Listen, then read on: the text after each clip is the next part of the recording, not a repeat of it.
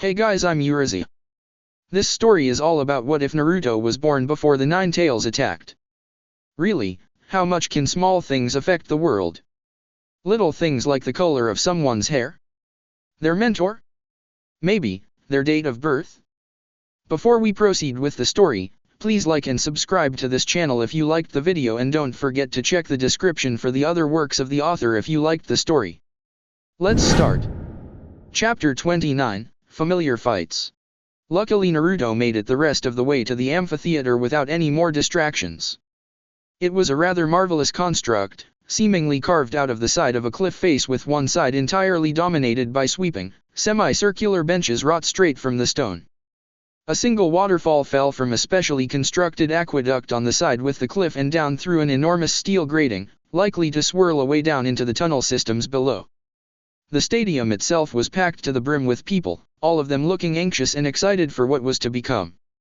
Chunin exams in the minor villages were always friendlier affairs, none of the bickering and political infighting that came with the larger territories. A more diverse range of peoples and nationalities couldn't have been found anywhere else. People from Chuchi no Kuni and Hai no Kuni brushed shoulders without turning on each other with weapons. A few nobles from Mizu no Kuni could even be seen, their recognizable robes standing out amidst the more common garb of the general folk from the surrounding countrysides. Naruto couldn't help the broad grin that split his face and lightly stretched his thin whisker marks. This was the peace and brotherhood his father had wanted. No national borders, no village propaganda, no petty grudges, only marked by the insignia on one's forehead. This was unadulterated, beautiful humanity at its finest. Of course nothing that perfect could have lasted forever, as a moment later the redhead was tapped lightly on the shoulder.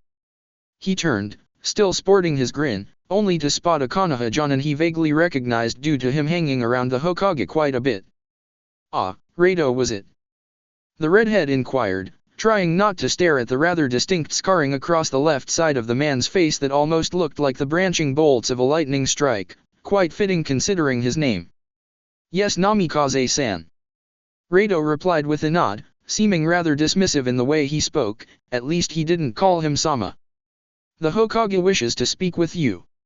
His message delivered, Rato quickly walked off. None of the foreign shinobi would risk using a shunshin surrounding by this many Takinin. Naruto just blinked at the abrupt request, his eyes panning over to the raised platform at the back of the amphitheater where the Hokage sat amongst a few others. The redhead frowned, having wanted to at least speak to his team before the test began, but unfortunately he couldn't go against a direct request from the Hokage. A minute later and he was allowed up onto the cage seating area after a rather irritating and heated discussion with the young Chunin guarding it. It baffled Naruto why that was even required. They were Kage, they could defend themselves just fine.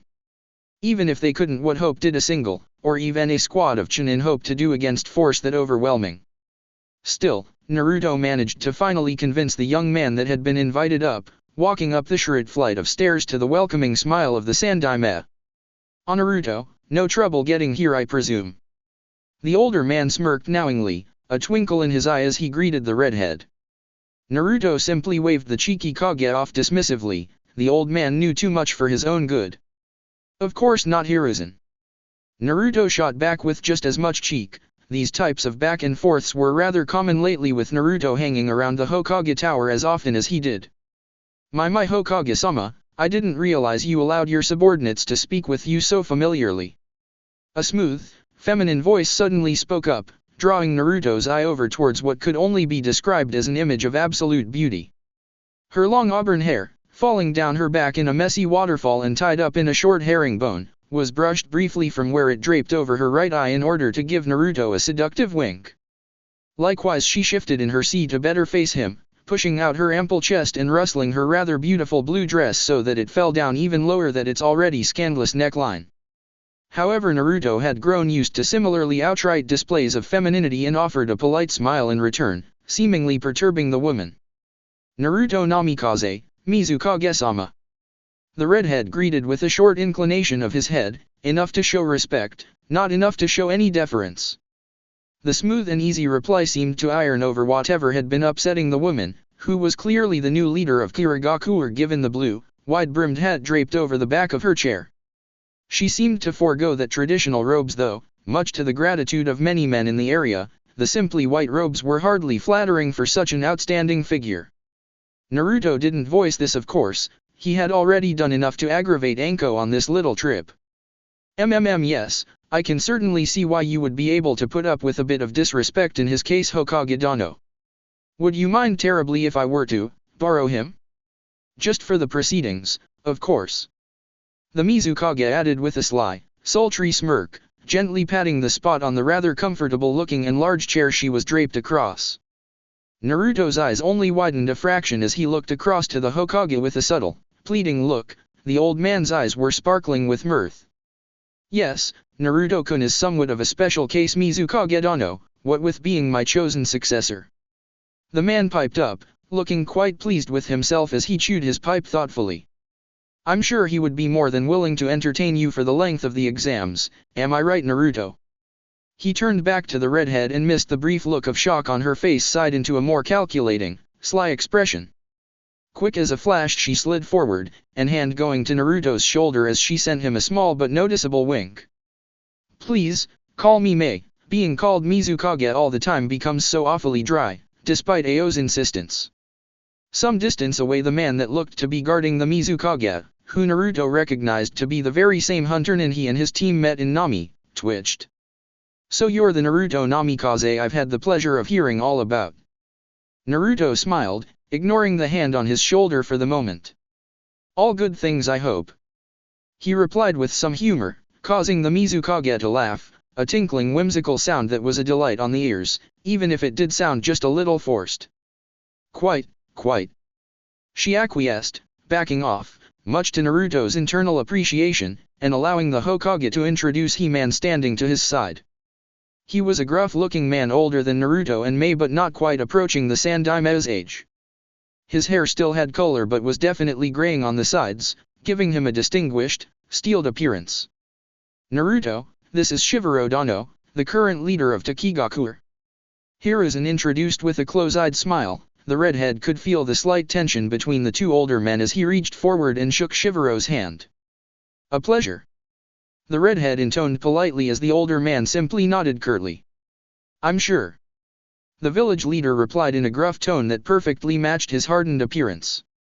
He didn't have any guards up on the platform, or at least didn't appear to, but then, they were standing in the middle of his village.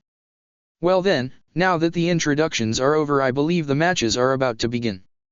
The Hokage quickly interjected, and sure enough, when they turned, the first two teams were making their way out onto the field. Naruto felt a hint of pride swell up in his chest as he saw his team standing down there, determination flaming in their eyes as they faced down the team from Iwagakure. So I assume the Chuchikage will not be joining us? Mei inquired softly as the Kage and their various guards retired to their seats again. Much to Naruto's chagrin, before he could take up a position behind the Sandaime's chair, he was dragged across the small platform and forced to sit next to Mei. He sent looks at the old man, but he only returned them with amused smirks he knew would only serve to irritate Naruto. Ah no, Unaki rarely makes the journey from Iwagakure anymore, much too much strain on his hip I assume. Hiruzen responded placidly, a small unspoken sigh escaping his lips. Naruto knew the man always considered the intense rivalry between Iwa and Konoha one of his greatest failings. After all, he had watched his entire life as a small flame of a grudge was fueled into a roaring bonfire, culminating in Naruto's own father's actions in the Third Shinobi War. Well then, perhaps it is time for him to step down. Mei shot back with a smirk, leaning back quite comfortably in her chair, and uncomfortably close to Naruto. Don't you think, Naruto? He also didn't appreciate the sudden familiarity, especially if he would be working with this woman in the future if he were to take the title. I really can't say, nor is it my business to. The redhead replied neutrally, only receiving a pout for his troubles. But surely as Hokage Dano's successor, you must have opinions on the political situation. Mei inquired innocently, her single visible eye looking up at him, half-lidded. He was sure she must have practiced that look quite a bit. Well. Naruto started, glancing across at the Hokage only to see him looking down at the stadium, his lips quirked up ever so slightly. Traitor. The Chuchikage is definitely not one to be underestimated. My father never faced him personally, but his journals only have praise and respect for the man. Naruto was just glad that he had never had to face the man. He was certain the name Namikaze didn't exactly carry much warmth in Chuchi no Kuni. But you don't think he is getting a bit too on in years to successfully manage an entire hidden village?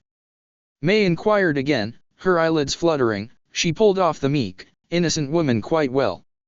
It was a shame then that Naruto had decided to research a bit into her after hearing her name in Nami. She had quite the decorated history in the Kiri Civil War. Hiruzen is just as old as the Chuchikage, and Konoha could not ask for a better leader. Naruto replied instantly. It was more of a knee-jerk reaction when surrounded by so many foreigners. "Oh, you flatter me, Naruto." Hiruzen piped in mirthfully. But the Hokage also stepped down some years ago. He recognized there was somebody better, in your father no less. May stated matter-of-factly, and Naruto had to wonder why she was being so intense about this. Maybe the situation is not the same in Iwa, who's to say? Naruto finally replied, a little lamely all things considered. Really, he just wanted to watch his team fight and maybe spend a bit of time trading banter with the other sensei. It was what he had come here to do. All this politicking was already exhausting him. Did being a leader always mean being this fake? Or maybe it was different when you were actually in a position of power and not having to make a good showing of yourself like he was now. He supposed he would only find out if her were to accept Hiruzen's offer. Ha! May simply threw her head back and let out a short but still somehow feminine bark of a laugh before nodding in satisfaction. An answer worthy of a politician. I think you would make a fine Kage Namikaze-san. Tales of your abilities only support this. The redhead was surprised by the sudden shift in her personality, feeling as though he had somehow been duped. May leaned away from him, settling into a more comfortable position in her chair as all eyes turned down to the stadium. This is your team, if I am to understand right, Namikaze-san. May spoke up again, just as the proctor's hand came down and the match started, both trams rushing into action in an instant. Naruto gave a quick nod, eyes locked on his team as Sasuke and Ami rushed in together, Sakura hanging back and cycling quickly through hand seals.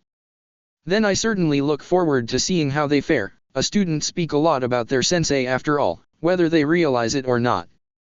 Naruto quirked an eyebrow at the vague statement only to see May looking down at the fight again. It was over rather quickly, all things considered. Like his own team, the Iwa Genin had adopted a 2 in the front, 1 in the back strategy.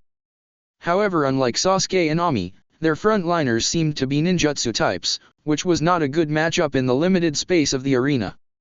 While Sakura confused and disoriented their support team member before they could do whatever it was they were planning, Sasuke and Ami showed great teamwork in getting right up close to the remaining 2. They would switch targets seemingly at random, keeping them occupied to stop them performing hand seals while switching about at random to keep them confused. Then it was all just a matter of who was faster, and that really wasn't a contest when students of Namikaze were involved. Neither Iwa Genin even managed to get off a single jutsu to try and turn the tide of the battle. It all ended when Sasuke and Ami managed to tie them up together with a surprisingly effective use of ninja wire. Then it was a simple matter of ganging up on the last one. Just like that it was over and Naruto was sporting a massive grin on his features. Well, that was certainly an impressive and swift showing, rather appropriate I'd say. May commented with a smirk, always happy to see Iwagakure defeated in any capacity. There was no love lost between Iwa and Kiri, that was for sure.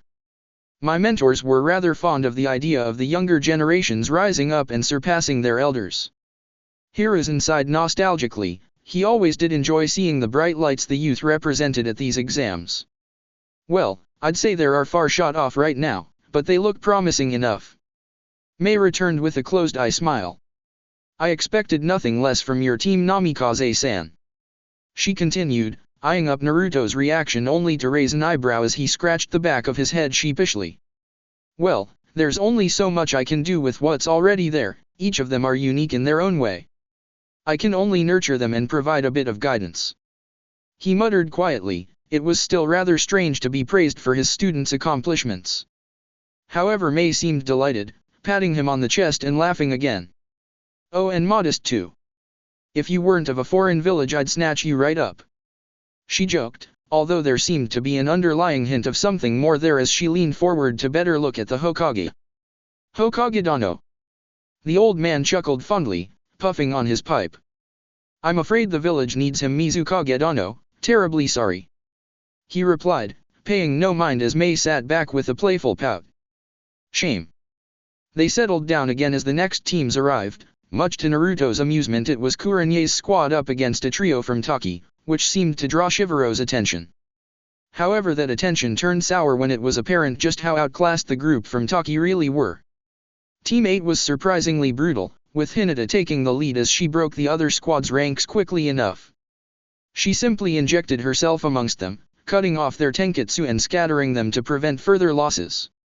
The Kiba came into play, bouncing around the small amphitheater and making the most of the enclosed space with the Inyazuka's trademark Gatsuga. Him and his Ninken were twin whirlwinds of destruction, carving through the separated Taki genin before they could regroup. Finally Shino, in typical Aburame fashion, mopped up what was left and made sure they stayed down by draining away the rest of their chakra.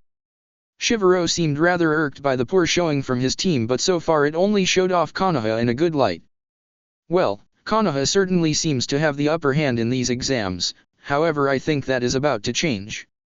Mei cut in with a smirk, staring knowingly down at the stadium floor as the next group were led on. Oh? And what makes you so certain, Mizukage Dano? The Hokage quipped as he blew out a small ring of smoke, sun-strained eyes peering down at the two new squads. If my age isn't catching up to me, one of those teams is under the care of my son, the latest generation of the Inoshikajo.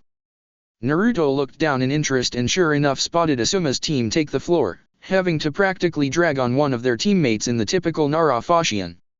However, what interested him more was the figure he recognized on the opposing team bearing the insignia of Kirigakure. He began to understand why Mei bore such a confident air. Because, Hokage Dano, that is the first genin squad from Kirigakure to ever grace the Chunin exams, and naturally, I only chose the best. She shot back with a smirk firmly pasted on her delicately arranged features. Naruto felt a little sorry for Asuma. Facing up against a young shinobi like Haku in their first round was not going to end well, especially if the boy had only improved since their last meeting in Nami. His thoughts were only proven correct as the match developed, much to the Mizukage's obvious pleasure. Admittedly, the Konoha trio did put up a good showing. They display foresight, tactics, and some good on-the-fly planning on Shikamaru's part.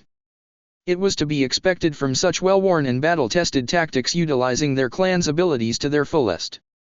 However, it became painfully obvious that such tactics were very much used to capturing single targets, which they did a few times. However, the Kirigakure genin showed remarkable aptitude for springing these traps only to dismantle them a moment later.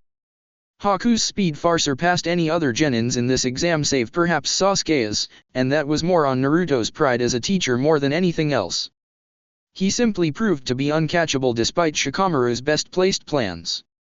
Naruto at least thought Asuma could take solace in the fact it was teaching the Konoha genin a valuable lesson. Sometimes you could face power that simply surpassed anything you could plan for on such short notice. And maybe if it was just Haku they might have been able to scratch out the victor. They very nearly caught him too with a clever trick involving the faint shadows cast by the waterfall. However, Haku was not their only problem. The Mizukage did not lie when she said Kiri had brought their best.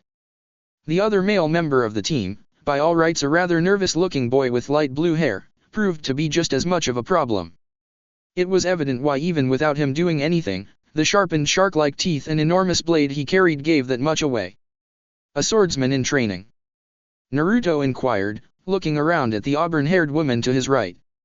He was unsure of how to actually address her. Mizukage-sama would show deference, Dano would imply they were equals, which could not be Ru unless he was a Kage and Mei. He was not calling her Mei. Ah yes, Kojuro, a remarkable young boy, one of the most skilled wielders of Hiramekurei Kiri has seen in generations. The woman stated proudly, and it showed. Supposedly one of the harder weapons of the mist to wield due to its unpredictable nature and enormous chakra drain, and Kojuro was swinging it around with only minor strain. The last member of the team, a rather heavily bundled Kunoichi, was not so obvious with her skill, instead hanging at the rear of her squad, usually behind the protective arc of Kojuro's blade.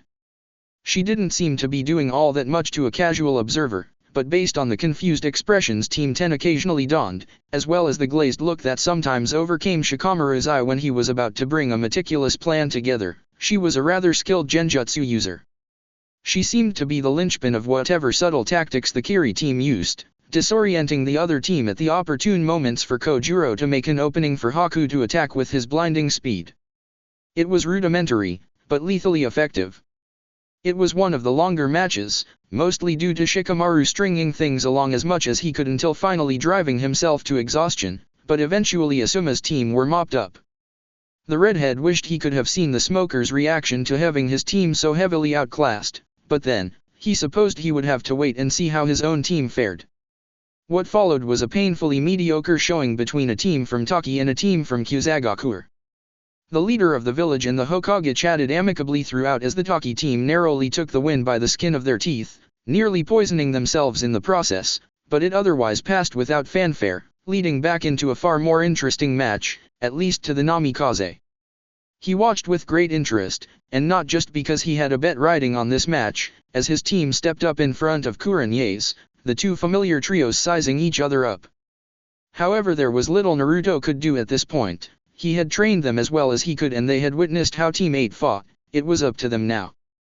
To say the match started with a bang though was an understatement. Just moments after the proctor's arm fell, a bright white explosion erupted on the arena floor. Some of the Twitchier shinobi in the crowd reached for their weapons only to realize it was part of Team 7's tactics. Sasuke had dropped a flashbang, spreading blinding light in all directions. Hinata, in the midst of her preemptive attack, cringed back, rubbing at her uses uselessly as her sensitive Jujutsu took the brunt of the damage. Trust Sasuke to attack a fellow Jujutsu user where he knew it hurt. Shino was the only one on the opposing team to remain undaunted, his sunglasses and high-collared jacket shielding him from the worst of the attack. He spread his arms, pouring out a deluge of Kikai to form a barricade between Team 7 and the cringing Hinata before they could make use of their surprise tactic. However, he saw Sasuke's smirk too late and the boy suddenly took a bracing step back and began flashing through hand seals. He wasn't alone though. In the same moment he stepped back, Ami rushed forward, her fingers lightly twitching on her blade's hilt. Fire release, great fireball. Sasuke called out over the cacophonous din of Shino's insects, nearly drowning out Ami's own cry. Wind release, gale slash. In a well-coordinated and equally well-practiced maneuver, Ami suddenly dropped to the ground, skidding on the dusty floor. Beads of sweat percolated across her body as Sasuke's fireball, barely 2 feet of the ground, roared over her body. In the same instance though her blade lashed out, the faint hum and green blur around the steel lost in the orange inferno above her. What didn't go missing though was the combination attack's result. The balda of wind smashed right into Sasuke's fireball and instead of slicing through it like one might expect, it seemed to only be absorbed within the raging sphere. The enormous jutsu swelled for a moment before contracting, its flames becoming a scorching white for a single instance before exploding outward. Ami was only stopped from falling prey to the rapidly expanding flames when she dug her sword into the ground, using it as a leverage point to fling herself back toward her team. Shino's insects on the other hand weren't so lucky. The veil he had created using almost 2/3 of his entire hive were almost instantly immolated, unable to take the intense heat from the combination attack. The crowd were shocked into silence, even the jonin in the crowd dropped their jaw at the display of teamwork. Combination attacks were notoriously difficult to pull off, the level of synchronicity rarely existed outside of partners for years, otherwise the timing had to be impeccable. It made many wonder just what kind of monster had trained such genin. Up in the Kage box, Naruto rubbing his nose, having felt a mild sneeze coming on but quickly quashing it, feeling as though he wanted to smile for some reason. It wasn't over yet though. As Ami retreated back to the safety of her squad, she had to allow Sakura to take a look at her arms. She had been lightly burned when she brought her hands up to take the brunt of the heat from the fire and wind attack, forcing Sakura to heal them. Her synchronicity with Sasuke might be enough to pull the maneuver off, but it was far from perfect. However, Team 8 were not idle, and as soon as the attack had dissipated to bright glowing embers, Kiba was there, spinning through the smoke and the still falling bodies of Shino's hive. Sasuke's eyes were able to perfectly track him in his tornado-like spin, however he was too far away to do anything, even though he could see the boy's trajectory. It didn't help that at that moment Hinata had apparently recovered enough from the flashbang and was rushing towards him at high speed, her usually cold expression marred into an irritated frown. Sasuke took satisfaction from the hint of red he could see in her eyes from where she had been furiously rubbing at them right before she closed the distance between them and their hands became blurs of motion. Sakura and Ami were facing their own problems though as Kiba suddenly interposed himself between the healer and her patient. They only had enough forewarning to push off one another, letting the spinning Inyazuka crash down between them before ricocheting off the ground and spinning off again. However, they had not noticed the identical twirling vortex hiding in his shadow, and Ami only had enough time to bring her sword around before it crashed right into her. The spinning grey blur of claws and fangs ground against her blade, forcing her feet to carve shallow trenches in the ground as she was forced back. Eventually though Kiba, or possibly Akamaru in a henge, lost his momentum, coming to a disoriented stop. Ami lashed out but apparently he wasn't that disoriented and was able to bring a clawed hand up to divert the strike. From there they descended into a rapid flurry of clashes, each sending sparks into the air. Ami was controlled and focused, her feet only moving enough to put power behind her strikes or move her into range. Kiba on the other hand was feral, wild, and unpredictable, moving all over the place at high speed in an attempt to overwhelm her. There was no clear advantage there. Over on the other side of the arena, Shino was still reeling from the loss of his insects, trying to muster up some kind of response from the hive within his body. However, in his panic he failed to notice that Sakura no longer lay where she had fallen after Kiba's abrupt attack. His only sign that something was wrong were the ever so faint tremors in the ground below him. It wasn't enough though. Hands suddenly wrapped around his ankles out of nowhere, and in the next moment he was pulled roughly into the ground until only his head remained free. Akira looked particularly happy with herself as she sunk out of the floor to his side a moment later, only to wince, throwing her body to the side as the second of the Kiba duo spun past her, grazing her arm. He ricocheted off the ground and flew right back at her, but this time she was ready. Her breathing suddenly picked up, not becoming heavy but becoming faster nevertheless. Her toes pawed the ground once, then again, just like Naruto had shown them. The next few seconds seemed to take place in slow motion for her as she stepped to the side at the moment the copy of Kiba flew past her. She could almost see it, the blurred and fuzzy outline of his body as he rotated through the air, even the look of mild surprise he bore as she seemingly sidestepped the fast attack with ease. In the next moment though a smirk split the Pink's face as she lashed out, her punch catching the Inyazuka facsimile mid-spin. Immediately the copy crumpled around her fist, the momentum of his spin acting against him in the split second as it was abruptly brought to a stop. His body disappeared in a puff of smoke a moment later, replaced by a growing white DG that could only yip in surprise before being sent careening across the arena. Everything followed suit from there. Kiba looked across at the sound of Akamaru's cry, giving Ami the opportunity to suddenly enter his guard. In an impressive display of rather odd swordsmanship she suddenly buried her blade into the ground, bending it back as she stepped up onto the hilt. When the steel snapped back into place she used the sudden jolt to kick Kiba as hard as she could right in the cheek. The Inyazuka was rudely sent flying back, an action not missed in the corner of Sasuke's periphery. A smirk crossed the Uchiha's face as he feinted to one side, drawing Hinata across in what normally would have been a risky and reckless move. Luckily for him the heiress took the bait, being drawn in by the chance to finally finish their previously stalemated taijutsu bout. In her focus, she missed her own teammate crashing into her back until the last moment.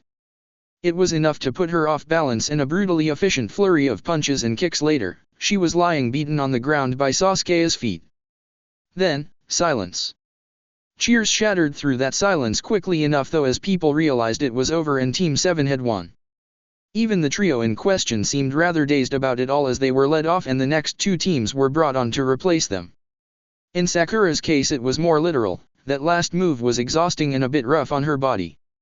Naruto on the other hand had the brightest, proudest grin splitting his features, even despite the shocked looks on the Hokage, the Mizukage and Shivaro's face. Naruto-kun, just what have you been teaching those three? Hiruzen finally managed, nearly choking on his pipe after seeing the most flawless display of teamwork since he himself had stopped teaching his own genin team. The redhead waved him off as he leaned back, a satisfactory smirk on his face as he looked up at the sky. Don't worry Hiruzen, it's nothing my own sensei wouldn't have taught me at their age. Naruto laughed dismissively, only to receive a deadpan stare from the older Kage. Naruto, you were an Umbu captain at their age, you didn't have a sensei. Hiruzen said in monotone, making Naruto's easy smile twitch a little. "Ah, you caught that, huh?" The redhead chuckled sheepishly, still under the expectant gaze of the Hokage. "Yes, well, they do call me the professor for a reason." The Hokage shot back with a smirk, once again mouthing his pipe in that flawless, all-knowing old man impression. "Well, in any case, I'm sure we're all in agreement, it was quite the display." May finally concluded, seemingly getting over her own shock to enjoy the latest display of her own village's up-and-coming talent as they face off against the Taki squad. The Hokage chuckled, with a small inclination of his head, only to frown a moment later, his already deep-set features wrinkling further. His eyes widened suddenly through as a short tanto pierced the back of his chair and subsequently, his chest. There was a startlingly moment of silence in the Kage box as everyone simply stared at the masked shinobi standing behind the old man, blade still firmly in hand despite the fact it was driven hilt deep into the Hokage. Chapter 30, Familiar Chases. The various conversations in the amphitheater slowly tapered off as people realized something was amiss. However, before any civilians even caught a whiff of the situation, it was already over. To the Kage and their guards it all happened in less than an instant, almost in slow motion. The assassin, clad in their blank white mask with only 2 small eye holes, immediately let go of their blade, turning on a dime and sprinting off without a moment's notice. However, in that same moment Naruto had already twisted his body around and launched himself in their direction. A deep scowl had worked its way onto the redhead's expression. He knew the Hokage was okay, of course. In that second he caught the telltale signs of smoke from a perfectly executed substitution. However, it was the indignity of the situation that got to him. He was a Konoha shinobi, yet he had almost allowed a successful assassin to get to his village's leader. No danger should have even come close enough to the Hokage that would require him to take action personally. So in that vein he immediately took off after the would-be assassin. He couldn't understand it personally. Even if the Hokage had been tipped off to their presence beforehand, the shinobi had still somehow managed to get past the senses of the other Kage and their bodyguards. Either they were an unequivocal master of stealth and concealment, or they had a trick. Naruto would lean towards the latter because he lived with a master of stealth and concealment. Even Anko wasn't that good. All of this was analyzed and filed away in the redhead's mind in less than a few seconds. There were benefits of training your body to operate at superhuman speeds after all. One was that with enough practice, you could force your mind to do the same, effectively slowing down the world around you. He had taught a very rudimentary and basic version of this technique to his genin. It was highly dangerous in the wrong hands. After all, if you could think even twice as fast as your opponent, then you almost had a makeshift Sharingan. Everybody knew how dangerous they were. However, Naruto was using that technique to analyze the fleeing assassin, trying to understand how they did what they did. They were shorter than him, with a lithe build that did lend itself to being inconspicuous and agile. However, it was their feet Naruto most took notice of, mostly in the fact that they never actually touched the ground. Whatever they were doing, it was obviously a well-worn skill because they were executing it perfectly, no wasted chakra to give them away. He could see it as they bounded off a storefront. Their shadow never quite touched the solace of their sandals. Whatever it was also seemed to be giving them a great boost in speed. Every step was more like a leap. They weren't faster than Naruto, but apparently, as they made an inconceivable turn that had them twisting their body through a window barely large enough for their body, they didn't have to be. Obviously this person knew the Kigakure's layout like the back of their hand, a fact that had Naruto's eyes narrow as he instead took to the rooftop. In that brief moment though, when both were in the air and the assassin's body was twisted and arched, he managed to catch the ever so slight bulge on their chest. A woman then. She was an agile thing, he would certainly give her that.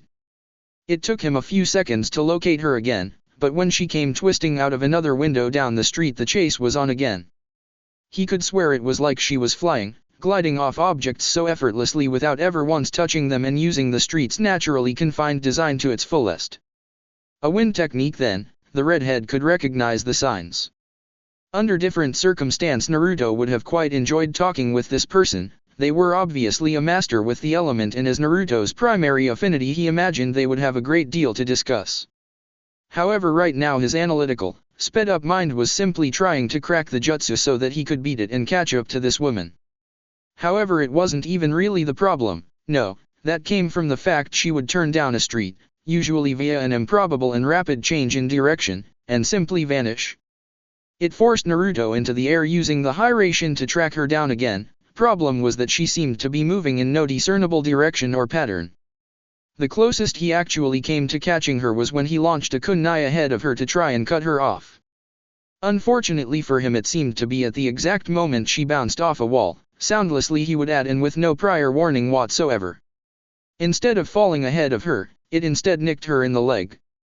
Naruto tried to flash to the weapon, but apparently the assassin had predicted this, twisting her body midair to reflexively kick the kunai further down the street. By the time the redhead had regained his bearings and made after her, she had already vanished into a nearby building. This time, she did not re-emerge. The Namikaze made a valiant effort of scouring the nearby streets, but short of simply ripping the buildings down, which he did admittedly consider, he had to admit he lost her. Returning to the arena, feeling thoroughly humiliated that somebody had actually managed to outrun him, Naruto only bade a quick greeting to the other Kage before immediately making for Hiruzen, who was being fussed over by an all too apologetic Rado. For the last time, Rado-kun, I am fine. If every youngster with a sword was able to get to me, I assure you I would have never made it this far. The old Hokage placated. From the way the conversation looked, it would almost seem like Rado was the one who had been targeted. He certainly looked to be in enough hysterics. But Hokage-sama. The younger Jonin tried to continue, however Sarutobi was having none of it. He caught Naruto out the corner of his periphery and immediately turned to the redhead, blanking Rado from further apologizing. On Naruto, that was a rather speedy reaction, my lad. I expected nothing less. Did you manage to catch the perpetrator? The older shinobi asked curiously. For a man who had just been targeted for assassination, he didn't seem all that perturbed. If anything, he seemed more irritated by his own bodyguard's placations than the thought of nearly dying. However, the simple words only served to make Naruto feel even worse, causing him to look like a dog with its tail between its legs. Ah, Hokage-sama, Naruto tried to begin, only to receive a sigh from the Hokage as the man placed his pipe back in his mouth. Not you too, Naruto. I've already told Rado that it wasn't my first assassination attempt, and by all means it likely will not be my last. It is a wrinkle that comes with our line of work, He smiled congenially, carefully lighting up his pipe and taking a few drags before blowing them out almost casually. Now, any word on that hitman? Naruto struggled with himself for a few moments, warring with his own sense of failure and the Hokage's easy dismissal of the situation. Finally loyalty won out and he nodded curtly. A few things. Firstly, it would be Hitwoman. He corrected, only to have Hiruzen raise his eyebrow and smirk. Oh ho, it has been a while since they sent a kunoichi after me, seems I still have it after all. Hiruzen interjected amusedly, causing Naruto's eye to twitch at the calm nonchalance the Hokage was displaying. Secondly, Naruto carried on as if he hadn't heard anything. I believe she managed to sneak up on us by using a rather strange wind technique that allowed her to literally step off the air. It both made her footsteps silent and allowed her to cover large distances with minimal movement. Both men knew what this meant. It may not have simply been a case of the assassin sneaking up on them, but simply appearing within their ranks too quickly to react to. If Naruto had to equate it to anything, it would be like him suddenly appearing via the Hiraishin, no warning. A dangerous technique indeed then. We should be wary for a repeat performance. The older shinobi mused quietly, only to blink as Naruto brandished his mildly bloodied kunai. Maybe not in the immediate future. I was able to catch her in the leg before she vanished into a building. Naruto stated quickly, unable to completely remove the slightly smug tone in his voice. Arrogance does not lend itself to you, Naruto. The Hokage quickly pointed out, tapping out his pipe casually as his sun-strained eyes crinkled in amusement. However, he felt the change in atmosphere the moment Naruto began to frown. However, Hokage-sama, based on the assassin's knowledge of Taki's layout, I can only assume the Jonin was silenced by Hiruzen raising his hand, an indecipherable mask appearing over his weathered features. Did you discern any aesthetic traits beyond the assassin's gender, Naruto? The redhead paused at the question before quickly shaking his head. The interloper had concealed her entire body, hair included. Did they display any techniques or jutsu known to a specific village or clan? Again, another head shake. The assassin had been as subtle and sparing as possible in her escape. Hiruzen just smiled then, lightly patting the redhead on the back as he refilled his pipe once more. Then my boy, we best not be going around with accusations based on nothing more than circumstantial evidence. Hiruzen's smile widened, but it was obviously put on. The wink was real though. Wars have been started for less, any. Naruto frowned at the man's casual dismissal of the evidence, however before he could get a word in edgewise Shivero walked over. The two village leaders immediately began to converse, with the Shivero's customary questioning of the old man's well-being and musings on the assassin's identity first and foremost. The sight made Naruto scowl, but he kept it to himself. He was sure the assassin had to have been from Takigakure. One did not simply know the layout of a village to that degree without living there for months or years. Not only that, but if the assassin were from a different village, they would have first had to find a way into the hidden village before sneaking through Taki's entire defense. No mean feat. And yet the Hokage was casually conversing with the man who may very well have ordered his execution as if they were old drinking buddies. Was this how politics worked? Surprisingly, the exams actually continued from that point, the entire assassination apparently being swept under the rug. Hell, Naruto would be surprised if many of the civilians left the arena even knowing the Hokage had nearly been killed. Still, it left a sour taste in the mouths of those that did know, and Naruto found that he couldn't even find it in him to enjoy the fights anymore. Up in the Kage stand there was no light banter or playful, criticizing remarks, just a tense silence as the remaining battles unfolded. Predictably the Taki team quickly lost out to Haku's team, so no surprises on that front. It was over quickly too, so not even a lick of fanfare was raised. However, it was in the final fight of the exams that Naruto found himself most disappointed in his inability to pay attention, lost in his own thoughts as he was. From what he would later recall, it was a rather tough and close fight, not as drawn out as the conflict between Team 10 and the Kiri squad, but lengthy as far as shinobi fights went. His team admittedly did their best, but in the end a close victory for Kiri was scraped out. Mei had not been lying when she had said she chose only the best. All of the team's members were essentially a solid chunin already, and Naruto had to commend his team from lasting as long as they had. True to form, they had immediately gone after the genjutsu user of the Kiri team, knowing from personal experience how dangerous they could be in drawn-out fights. They had even hidden their intentions with an all-out assault on Haku, only to divert at the last moment. However, the teamwork between Haku and Kojuro turned out to be excellent. Between the Yuki's speed and the swordsman's raw power, Team 7 were simply outmatched. They also knew how valuable their support member was and defended her accordingly. There was also the small issue that it was readily apparent that Ami seemed somewhat reluctant to seriously engage Haku, leading to her instead seeking out an opponent in Kojuro. A bad matchup if there ever was one. Ami was a dependable and competent kenjutsu user in her own right, but trying to compare that to the raw talent and skills the swordsman of the mist, even in training, could display. There was no contest. There was a reason Kirigakure was mostly famous for that particular squad. Their training was intense and brutal, but it certainly paid off. When Ami fell, the rest of Team 7 was not too far behind. They had managed to take out the support member, but a joint assault from Haku and Kojuro turned out to be too much for Sakura and Sasuke. Despite the loss, Naruto did distinctly remember the feelings of pride he felt for all three of his team. While they did not win, each one easily showed the necessary skill and forethought required of a chunin.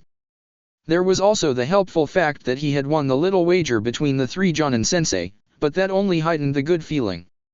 He told them as much when their match was finally over.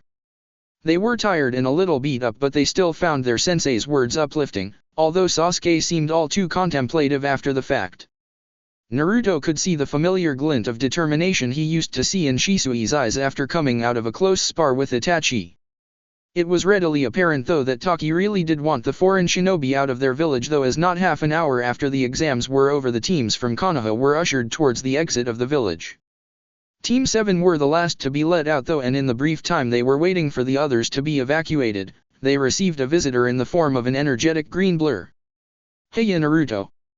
Fu exclaimed brightly, landing on Naruto's back with a chipper grin on her face. She seemed remarkable better and less thoughtful than Naruto had seen her last. The genin of the squad simply looked between the mint-haired Jonin and their sensei before sighing and shaking their head, scratching it up to another quirk of their red-headed teacher. He seemed to have the remarkable ability to attract the strangest of people to him. Hi Few. Naruto shot back in a significantly less exuberant tone. Luckily for him, Few took that as her cue to jump off his back and quickly sidle around so they were facing one another. You guys leaving already? She asked brightly, looking torn between understanding and slight disappointment. Obviously her time alone to think had done her a great deal of good. Naruto was definitely glad for that. Yeah, but you know that already. Naruto replied with a smirk, causing Few to look down sheepishly. So why are you really here?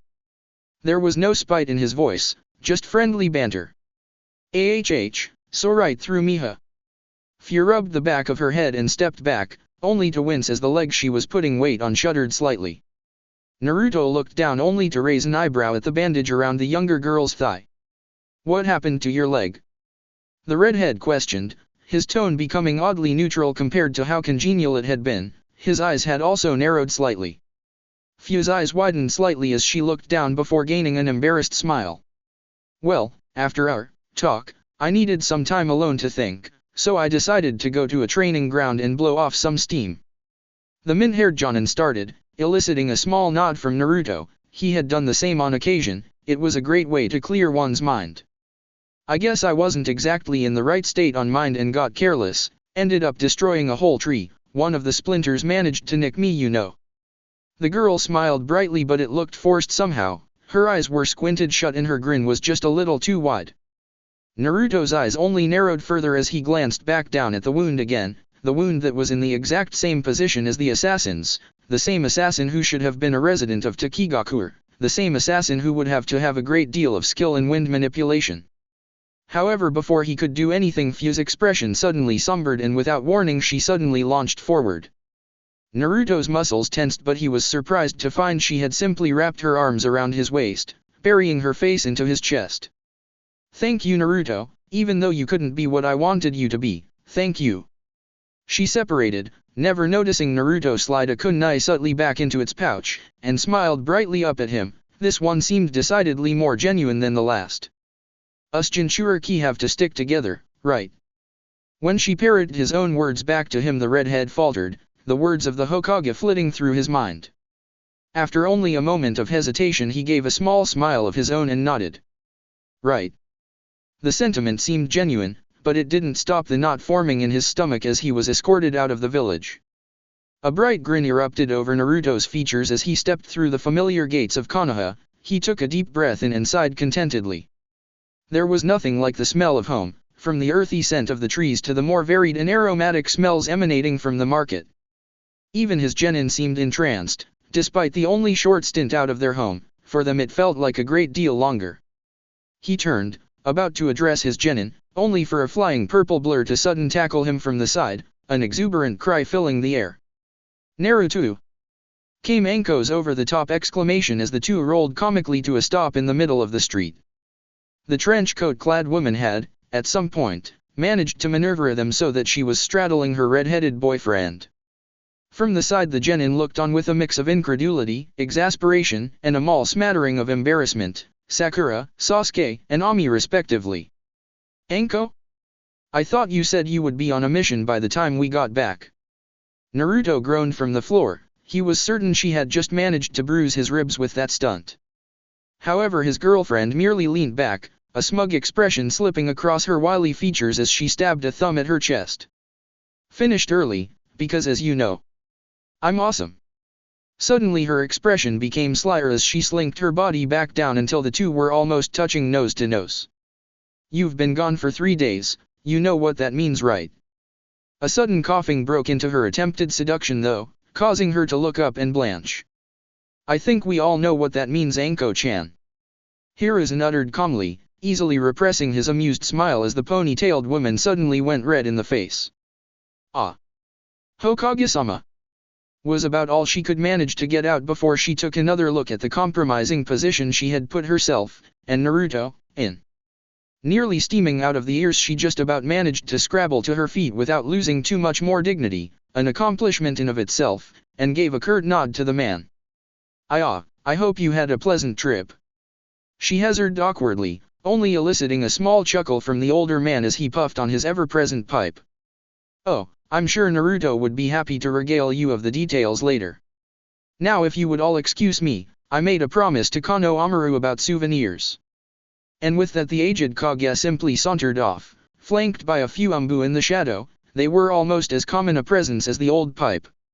Once he was safely out of view, Naruto gave a broad grin, having managed to pick himself up with a tad more poise than his flustered girlfriend, and turned to his genin. On a similar note, I'll see you all at training tomorrow, usual place. He was about to dismiss them, only to see their confused expressions. But sensei. Ami started bemusedly, the Chunin exams. She was only met by an upturned eyebrow though. The Chunin selections take a bit of time, the Hokage does not have final say after all. His choices have to be put through a sort of peer review, this takes around a week or so. His grin turned decidedly more malicious. So until then I'm afraid you're still stuck with little old me. Ami started as suddenly Naruto vanished from where he was standing, appearing not a foot in front of her with a suspiciously fake pout on his lips. You wouldn't be getting tired of your old sensei, would you, Ami-chan? To the side Sasuke muttered something unintelligible under his breath that only caused Naruto to smirk. Just because you might become Chunin, no, even if you become Chunin, I'll always be your sensei. The redhead shot back, walking over and quickly ruffling the boy's hair before he could react. Seiso-chan. The boy simply gave him an evil look. I'll make you stop calling me that. He growled back, his Sharingan flashing for a moment to increase the poison in his glare. Naruto remained unaffected, a broad grin splitting his cheeks. You're welcome to try, Seiso-chan, you're welcome to try. He shot back mirthfully. At that the genin turned to leave, but not before Sasuke decided to get the last word in. Count on it, Tomato-sensei. The dark-haired Uchiha called back, dashing off not a moment after. A tick mark appeared on the redhead's temple for a moment, but by the time he turned around his genin were gone, leaving him to stand there and grumble about ungrateful brats under his breath. Ah, Naruto-san. I mean, Naruto. Kurenai suddenly piped up, causing Enko to look over with intrigue as well, a sly look twisting her face. Anai-chan. The violet called out with her previous exuberance, and not a moment later the genjutsu user was subjected to the same treatment as Naruto not even 5 minutes earlier. They rolled to a stop somewhere near Asuma's feet, causing them both to look up at the bearded Jonin slightly red-faced. The Hokage's son merely smirked, chewing slightly on the cigarette in his mouth. Don't mind me, please carry on. The grizzled former guardian chuckled, admiring the view unfolding beneath him. It was sometime around that point that Kurenai realized the impromptu roll-around had caused her dress to slip slightly from her shoulders. She immediately scrabbled to her feet, bright red from her virulent blush, and corrected herself immediately. Enko got up with a lot less fanfare, her hair now even messy than usual, and she didn't even try to fix it. Deciding that Kurenai likely wasn't going to continue, Asuma instead spoke up in her place. I think Kurenai was trying to tell you that we were going to head to the Dangoya to talk for a bit, Naruto. You know, discuss the exams, talk a bit about our teams. The man chuckled, the cigarette switching sides in his mouth. Unless of course the Hokage to be can no longer mingle with us common rabble. He said it jokingly, but it still caused Naruto to growl slightly, at least until a retaliatory smirk appeared on his own features. Not common rabble, no. Just people who couldn't even get their team past the first round of the tournament. The redhead shot right back, remembering Team 10's rather drawn-out defeat at the hands of the Kiri team. It nearly caused Asuma to choke on his cigarette, rather ironically considering it wasn't even lit. Oi! He cried indignantly, only to get a rough-at on the back from the very same redhead. So Dangoya? Sounds good, Enko, you coming? The aforementioned Violet looked around, having previously been drinking in Kurenai's embarrassment like some kind of emotional vampire. Huh, what? Oh, yeah, sure. She muttered distractedly before quickly returning her attention to the now better clothed and less flustered Kurenai, a look of disappointment briefly passing over her face. Sounds good. A new voice entered the fray as Genma suddenly dropped from a nearby roof, chewing on his usual senbon. All the assembled Jonin looked at the bandana-clad Jonin blankly for a moment. What? He shrugged, taking the senbon out for a moment to spin it between his fingers. I was passing by and heard you guys talking, I could go for some dango too. At that everyone just chuckled. Well, if that's the case we might as well just invite along everyone. Naruto replied, his smirk dropping as soon as he saw Genma's face sober considerably. Well, you know that might not be possible and all, what with Yojao and all? Genma answered, causing everybody to stare at him in confusion for a moment until he looked up, just as puzzled. What? You guys don't know. Naruto took a step forward, his face serious all of a sudden. Don't know what? Training Ground 3 was oddly quiet, usually at least the distant sound of sparring, or even jutsu practice could be heard from the surrounding areas. However, today there was nothing, just the wind making its solemn pass through the trees, carrying the occasional browning leaf along for the journey.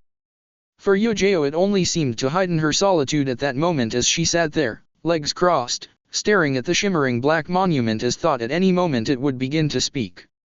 She had been coming here a lot lately, most would say it was for the peace, or just for the time to think.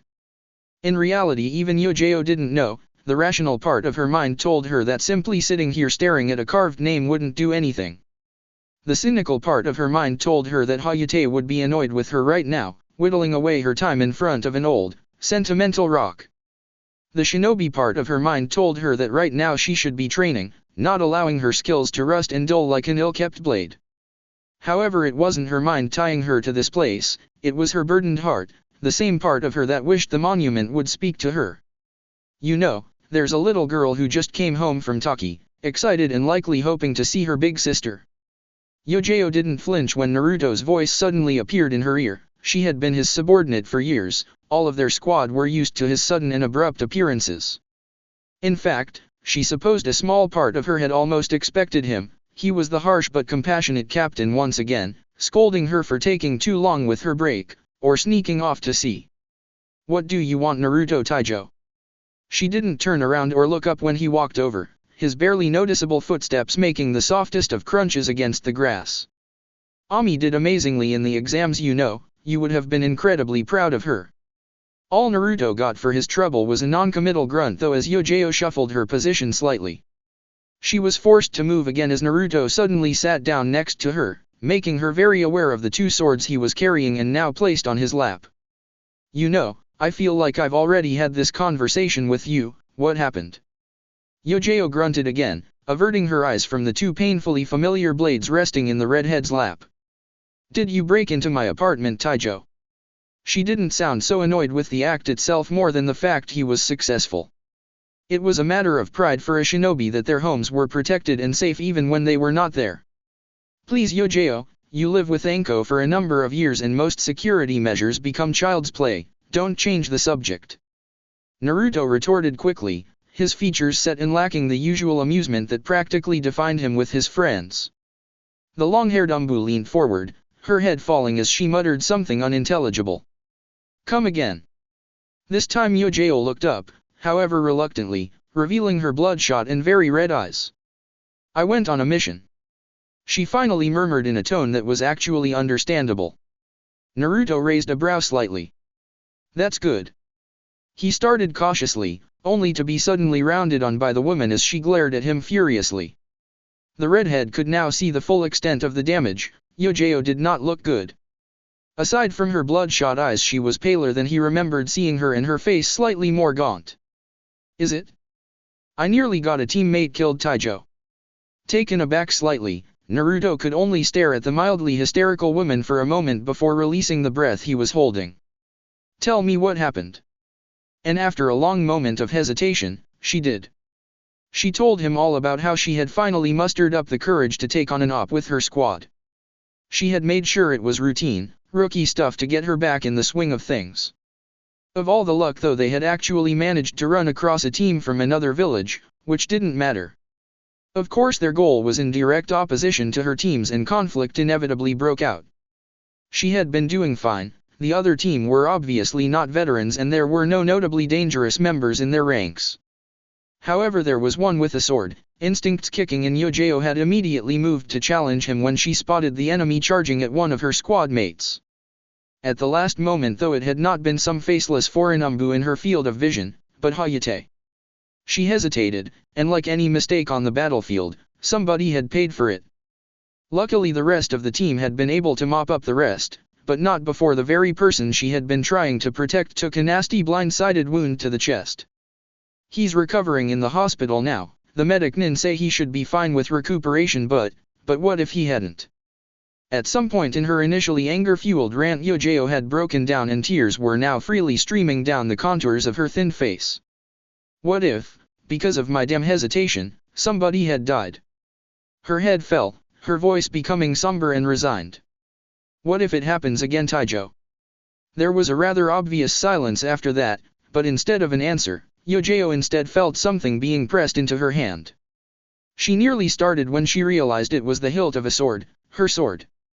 However, her brain was given no time to comprehend this much past the point of acknowledgement before her instincts kicked in and she suddenly rolled back. Where her head had been was instead replaced by the soft whine of steel passing through air. Taijo! She called out, but was met only with the answer of another strike that she was forced to divert with her sword. However, not seconds after she did so, she looked down at the blade incredulously, not believing she had actually done so. Well, the reflexes are still there. Naruto's voice spoke up from behind her, causing her to spin. He was right there, in the very stance that she herself had taught to him.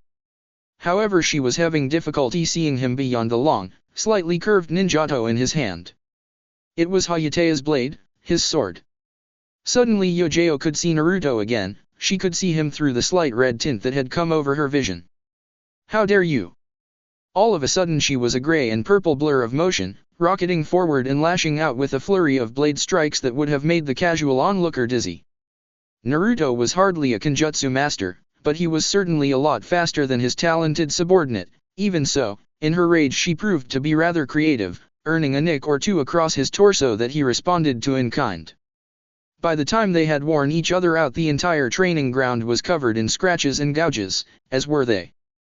Yojeo was panting heavily while Naruto seemed less than exhausted, although he bore a few light scratches. He smirked, tensing up to go again before surprising Yojeo by suddenly spinning the blade in hand and driving it into the ground. Good, remember that.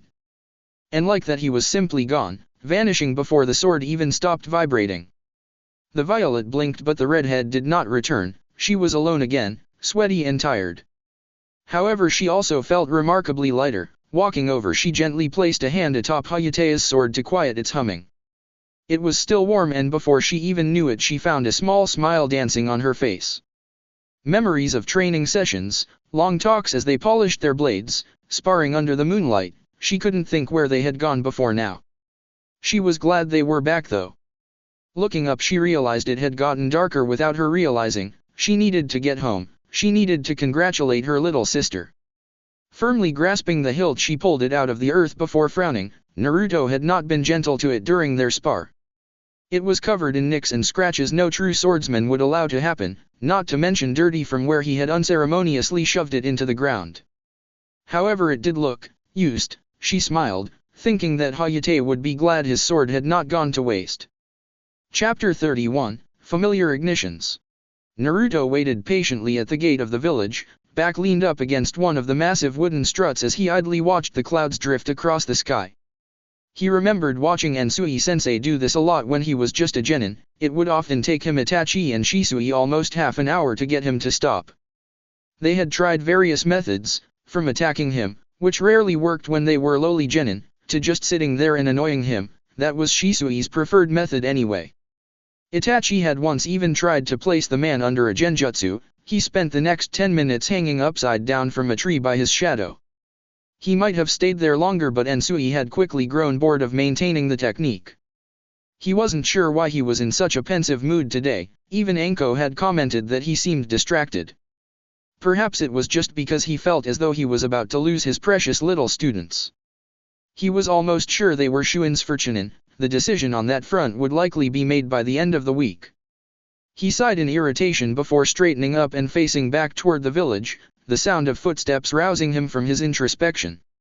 It wasn't as though he would never see them again. He had just grown rather attached to the kids. "Morning, sensei." Ami's chipper voice cut through the mid-morning quiet, eliciting a smile from the redhead. Speaking of students, his favorite was walking up to the gate at that very moment. He couldn't help but notice that she seemed a little more thoughtful today. "Morning, Ami-chan," that's a rather large sword. Naruto replied easily, referring to the almost comically large ninjato that rested between the Violet's shoulder blades, forming an X with her other, more size-appropriate sword. The girl blinked in surprise before subtly palming the hilt of the blade, as if just remembering it was there. Oh, yeah. She looked down, an almost quizzical expression on her features. Nessan was acting real strange yesterday, and right before I left this morning she gave me her sword. It was really weird because she knows I can't use it yet. She said she had a new sword, one that needed her attention more. The girl shrugged, her lips looking uncertain on which way to turn in her confusion. It looked kind of old and beaten up though. A sigh escaped her lips. I don't get her sometimes. That at least elicited a small chuckle from Naruto. There's truth in those words. He ruffled the girl's hair for a moment, much to her obvious irritation, but at least it stopped her from thinking too much. Sometimes you just have to stop trying to understand the people you care about and accept their decisions, no matter how strange they seem. One day you'll understand them, trust me.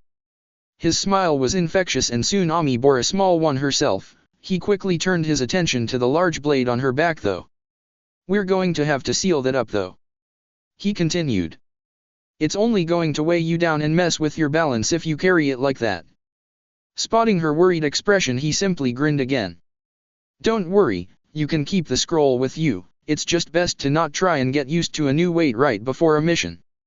Looking at your sister, I'm sure you'll grow into it one day, just like you'll eventually grow out of the sword you have now. He winked slyly. By then you might have someone of your own to pass it on to. After a few moments of thought, the Violet nodded and Naruto quickly showed her how to seal away her latest acquisition. Now then. He chuckled as they finished up and she strapped the scroll into one of her pouches. Don't make a habit of going around collecting swords now. Kenjutsu users are rather particular about them, and more than a few have a recognizable history, as well as a reputation. Ami just glowered in his direction weakly before being forced to relent as Sasuke and Sakura arrived, causing Naruto's smile to grow. Right then, I officially commence what may well be the very last mission of Team Naruto. He pointed dramatically off into the distance for a good few seconds before realizing that all of his genin were simply giving him a deadpan look. You don't have to put it like that, sensei. Sakura intoned blandly, rolling her eyes at her sensei's antics. The redhead pouted before playfully crossing his arms with a childish scowl. You'll all miss me when we separate, you'll see. He stated matter-of-factly. However, Sasuke and Sakura just stared at him with the same piercing look before walking right out the gates. There might as well have been a small rain cloud over Naruto's head as he hung it in defeat, at least until Ami pulled lightly on his shirt. I'll miss you, sensei. She quietly admitted, a faint blush darkening her pale cheeks. In an instant, Naruto's sour expression brightening into a grin that could have made the sun jealous. And that's why you'll always be my favorite, Ami-chan. He announced just loud enough to be heard by his other two genin as they retreated as far from him as they could. With a quick ruffle to the Violet's hair, he quickly strode off to join them, leaving her red-faced and her eye twitching. I won't miss that though. She muttered darkly before storming off to catch up with her wayward team. It was actually a rather dull assignment for their so-called last mission, and Sasuke complained about it constantly. He consistently cited that if they were sure to be Chunin, then why would they have to take such a simple mission? Naruto just argued right back that it was still a C rank, and even as Chunin they would be taking missions like these. It didn't really seem to sate the dark-haired Uchiha, but at least he quietened down for a while. In reality though, the mission was a C rank in name only. It was just a simply delivery mission to a town right on the border with Tanokuni. The rank was only because it was so close to Otogakure territory and the two villages weren't exactly on friendly terms. However, Naruto had chosen the bland mission on purpose. No excitement, no action, no fighting, or danger. He didn't want his team to remember their time like that, he wanted them to remember them as a team. And that was how they acted. They joked and laughed, poked fun at one another, talked about aimless and sometimes nonsensical things, and generally behaved like Naruto believed a team should. On the outside, with their bickering and snide remarks, they might have appeared frosty or even distasteful toward one another, but nothing was said with venom and everything was mostly good-natured. The mission might have even been completed in this manner too, but naturally problems were attracted to Naruto like iron to a magnet. And you should have seen how shocked the Hokage was. his pipe nearly fell out of his mouth. Naruto chuckled as he finished regaling one of the many stories from his youth, more specifically one of the pranks that Shisui had talked him and somehow Itachi into pulling. His genin laughed along with him, Ami actually wiping a tear from her eye as Sasuke determinedly fought down a smile. Naruto was rather proud of the young Uchiha. He remembered when his stories that involved Itachi used to make the boy scowl and generally darken in mood. However, months later and Sasuke seemed to have slightly let up on the warped view in his mind that Itachi had always been some scheming, evil murderer.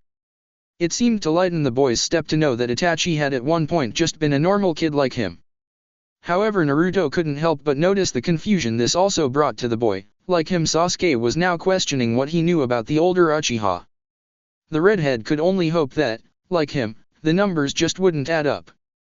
In his momentary distraction, lost in his thoughts, Naruto almost didn't notice the trap laid before them on the simple country path that was taking them deeper into Hai no Kuni. However, at the last moment the sixth sense shinobi spend lifetimes breeding snapped him out of his daze. A kunai was suddenly palmed and flying through the air before his genin could even blink, spearing a stray wire to a tree that had been tripped when Sakura ignorantly walked through it. Naruto didn't blame her. The trap was expertly hidden in the undergrowth and even his eyes had only caught the flash of it as it was tripped. Immediately the jovial Jonin sensei was gone, replaced by the trained Umbu and potential Hokage candidate as a mask of steel descended over his features. Likewise, snapped out of their own dazes, his genin moved into position as they had been trained, expertly coordinating to cover one another's blind spots. Briefly a proud grin slipped past Naruto's stalwart facade before that too was wiped clean and his eyes began to intensely search the surrounding forest. Before his team could even ask what was happening, Naruto threw a single kunai high into the air before vanishing in a flash of red. All around them they heard the subtle thuds of more kunai being buried into wood and earth as Naruto let loose a veritable storm of steel. For a moment the genin simply watched on in awe as red flashes filled the air around them, blinking in and out quicker than they could follow at times. When the dust settled there were 4 shinobi bound neatly on the path in front of them and all of it had happened in mere seconds. Behind them Naruto stood with a scowl. These people had decided to crash what was supposed to be his team's last mission together. That was unacceptable in the redhead's eyes and precisely what he didn't want to happen when he took this mission. In hindsight he should have probably known better. "You didn't have to do everything, sensei, we could have handled it," Sasuke muttered as he relaxed his stance, the scowl on his face for entirely different reasons. "No need to take risks though, I wouldn't want anything ruining our last mission together, right Sasuke-kun?" Naruto flippantly shot back, his cold mask melting away even as they watched.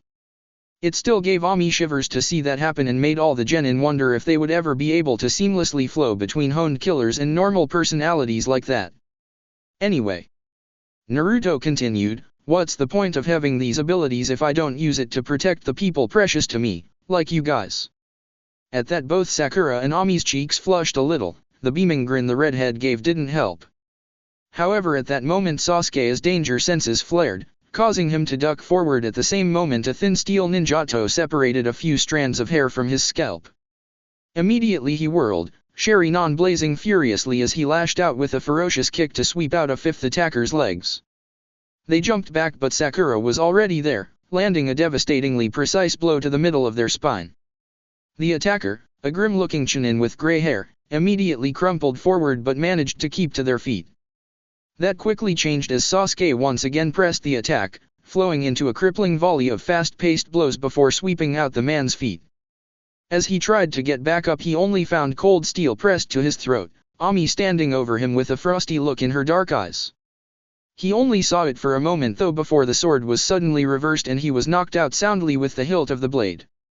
Immediately Ami whirled on Naruto, the cold look vanishing into one of annoyance as she unconsciously did the very same thing she had just been wondering about moments before. "What gives, sensei? You missed one," she shouted, her voice catching a little in her irritation. However, she didn't expect the sly grin she got from the redhead.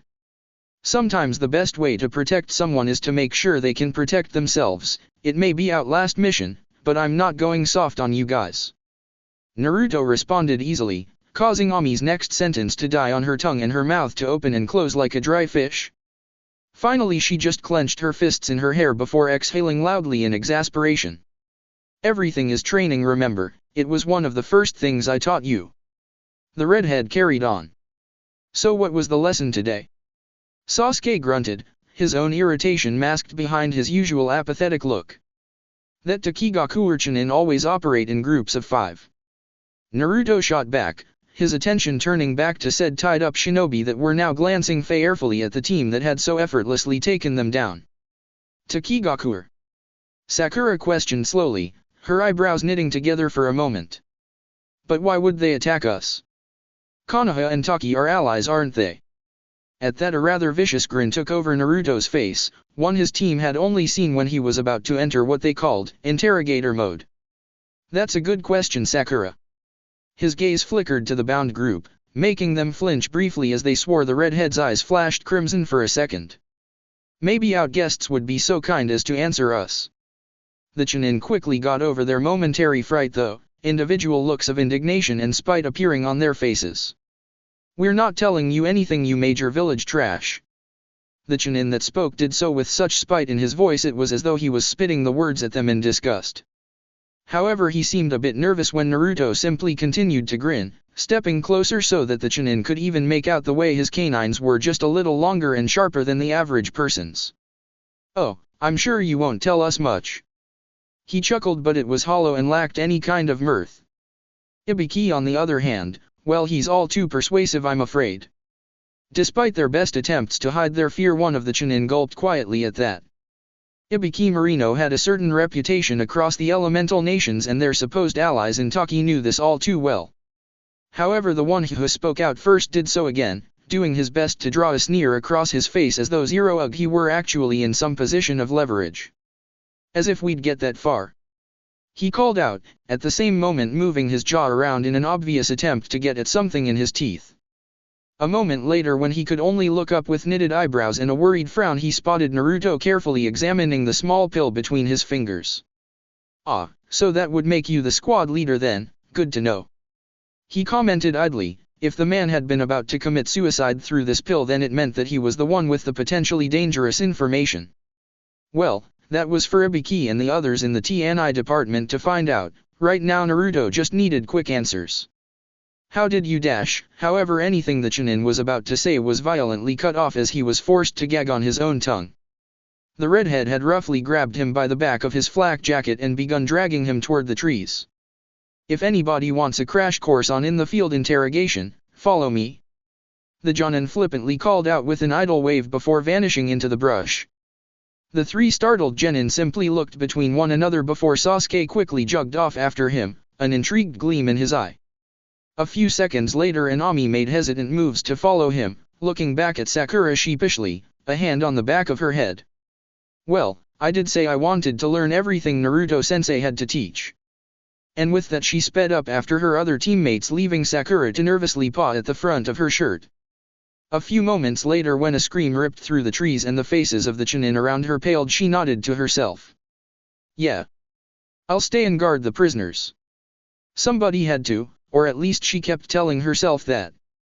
The Konoha that Team Naruto stepped into was very different to the one they had left not even a day ago. Shinobi were buzzing about in a flurry of activity, flitting across rooftops and coming and going through the gates like drones in a hive.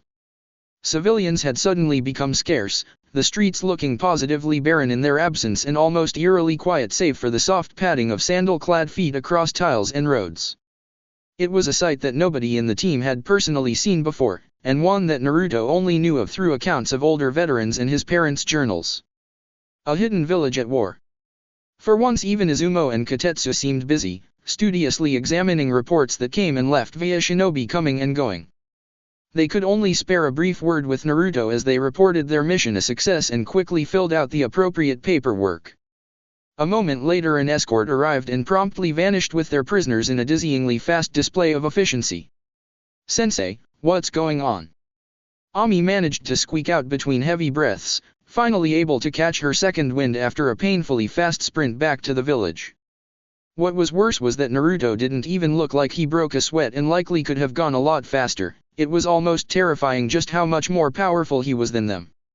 It didn't help that he had been unusually quiet the entire way back after the Chunin had finally admitted that Takigaru, along with Kusagakuer and Otagakuer, had declared war on Konoha. I can't say yet. The redhead answered solemnly, his features set and discouragingly stern. But I'm going to find out. You guys should go home while you can. I imagine it's going to get very busy very soon. And with that he blinked out in a flash of red. Thank you for the report, Kisuk, you're dismissed. Hiruzen sighed wearily, his strained eyes still managing to rise and meet those of his subordinate as the shinobi quickly saluted and vanished. He couldn't even keep track of how many similar reports he had heard or made today, but he had an obligation as Hokage to meet the eye of the men and women he might be very well sending to their deaths. Did you hear everything you need to Naruto? He called out, seemingly to an empty room, although the old man knew better. So it's true, they really did declare war on us. The redhead spoke up, slipping through the window with a troubled expression as Forumbu simultaneously breathed a sigh of relief. What gave it away? The old man replied wearily with a humorless chuckle. It was not the time for comedy, but morale was almost as vital to a war effort as shinobi or kunai. Naruto remained stony-faced though as he stepped in front of the desk. What happened? The older shinobi sighed, leaning back in his chair. Naruto knew the man was being serious as his pipe looked completely untouched. We still can't really be sure. I didn't get any word of this before shinobi started returning home with reports of being attacked, especially along caravan routes. It was only a few hours ago that we confirmed exactly who it was attacking us. They had been using mostly hit-and-run tactics to try and catch us unawares, but, like your team prove, Konoha shinobi are not cattle walking to the slaughter and many have escaped their ambushes. The Hokage leaned forward, clasping his hands together. His various wrinkles and lines had never seemed so deep before. From what we can gather, it appears to be a joint assault on our borders from Kusa, Taki, and Oto. Already they have managed to move down as far as Kusukigai and have managed to entrench themselves deeply in the surrounding villages. He continued, getting Naruto to join him and frowning as the redhead sank into the chair opposite the older man. But why? Have they made demands? What reason could they have for attacking us so out of the blue? The Jonin queried, more to himself than the Hokage. It's unprecedented, I'm afraid, but I almost feel as though I should have seen this coming. Kusa has always been somewhat of a wild card, and an attack from Otagakuer was always going to happen. However, I held out hope that Takigakuer would not be swayed by whatever false promises Orochimaru would have to offer them. At the mention of the snake son in, Naruto grimaced. You think he's behind it? Even as he asked, Naruto felt silly. Of course the slippery Nukenin was behind all this. Hiruzen simply gave a weary sigh. Matters concerning his old students were always a sore and touchy subject. The delicate balance of powers between the 5 major villages has always put strain on the countries between us, and the resentment for their treatment as war buffers is always simmering just beneath the surface. Only Orochimaru would be mad enough to ignite that spark and fan it, likely with a smile on his face. The older shinobi conceded, causing Naruto to scowl. He could almost picture the sly grin on the pale-faced missing nin's features. However, a moment later it was replaced by a smoldering glint in his violet eyes. Well then, ask whatever you need of my team and me. We'll work to end this war before any more lives are senselessly lost. The redhead announced resolutely, a steely edge to his tone that made Hiruzen smile ever so briefly. You don't even understand how proud it makes me to hear that. Soon enough though the smile once again dissolved, replaced by a more professional look. However, in light of these recent developments, I'm afraid I am pushing up your team's promotions. As of now all 3 are Chunin. Naruto's eyes widened at that. He knew his team would likely be promoted, but in light of the war he thought he would have at least some time to ease them into the new situation. However, before he could say anything, Hiruzen raised a hand. I'm afraid, Naruto, that you are too valuable a shinobi to be tied down to the type of missions fresh Chunin will receive. It is a hard decision to separate a team just as war breaks out, but I have to use every resource available to me in the best way I can. Expecting protest, he was surprised then to find Naruto simply staring at him with a determined glint dancing behind his eyes. You aren't contesting me? The redhead seemed to consider it for a moment before shaking his head. Hiruzen hadn't seen such a resolute face since Minato left on the mission that would earn him the nickname the Yellow Flash. It was almost terrifying to see that reflected in his son, considering the potential lurking in that lithe frame. I understand. You are my Hokage, you can use me as you see fit. Naruto stood up then, the fire in his eyes never dimming for a moment as he turned to the exit. Now if you'll excuse me Hokage-sama, I have to remind the world how my father struck the fear of Konoha into an entire generation. His voice was practically a growl at this point and only paused a moment at the door, his hair shrouding his eyes in shadow. They seemed to have forgotten in his absence. As Naruto stepped over the threshold of house he was nearly tackled right off his feet by a silvery blur. He managed to catch the little bundle of energy though, swinging her around much to her excited cries.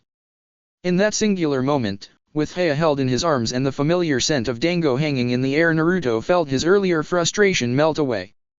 To many people home was simply where they lived, but for Naruto, home meant the one place where the outside world would never touch him. It was just him, and his family. Kami helped the person that tried to take his home from him. Naru-san! Haya exclaimed brightly, her stormy eyes glistening with an unusual amount of excitement. People are running everywhere really fast but Neshin won't let me run with them. Naruto simply blinked at the younger girl for a moment. I told you Haya, they're not just running for fun, they have places to be, anyway none of them are as fast as you so you wouldn't have any fun. Anko called out as walked into the room wearing an apron, the scent of ramen wafting in behind her from the kitchen. Upon her explanation Haya simply turned and stuck her tongue out, causing the kunoichi to roll her eyes playfully. Yeah, but now that Nissan is here I can run with him right? She asked Anko the question but it was to Naruto that she turned and offered up her best puppy dog look which the redhead maintained had to be illegally cute. Ah, sure. Naruto shamefully relented, unable to stand up to such an adorable look. It was only a kick in the gut when the little silver-haired bundle of energy beamed and wriggled her way out of his arms, quickly dashing off into the kitchen where apparently ramen awaited. The moment she was gone Anko seemed to literally teleport across the room, pulling Naruto down into a searing kiss before he could even properly greet her. It only technically lasted a few seconds but it still managed to leave Naruto somewhat breathless with its intensity. Wow, hello to you too. He was fairly certain there was an all-too-goofy grin plastered on his features then. What's the occasion? He asked dreamily, eyes not quite focused as he tried to capture that feeling for a little longer. It turned out he didn't have to as Anko leaned forward to plant another quick peck on his lips. Does there need to be? She shot back slyly, slinking back, and putting on her best innocent expression. Well, I'd like to know if there is so I can make it happen again. Naruto admitted with that same goofy grin, only to sober as he saw Anko's expression become just a little more pensive. Well, I was just thinking about what's going on all of a sudden and how you're sure to be right out there on the front lines and dash. However, the violet was cut off by a finger pressed against her lips as Naruto leaned in so their faces were very close. Don't even talk like that, I mean come on. He leaned back up and plastered what many knew to be a signature cocky grin across his features. It's me we're talking about. He chuckled as he struck a particularly goofy pose, almost like Jiraiya might during one of his lame introductions, and even Anko had to suppress a few giggles. Anyway, what's all this worry that I'm getting? Am I not allowed to be worried about you going out and doing the same? It's not like you're not a kunoichi. As he spoke he slipped around the shorter woman, sliding his arms around her waist and nestling his chin on her shoulder. Oh? So now I need to be worried for because you're the big bad bloody Flash and I'm just Anko Mitarashi? She questioned only semi-seriously, her eyebrow cocked expectantly. Almost instantly Naruto froze before quickly releasing her and backing off, wiping his hands in the air as he did so as if to remove some invisible dust. Nuh-uh, I'm not touching that one again. To emphasize his point he pivoted on one foot dramatically, crossing his arms and letting out a childish huff. This time it was Anko who slunk up behind him to envelop his chest with her arms. Ah, not one itty-bitty argument about how powerful we are, Mr. Hokage candidate.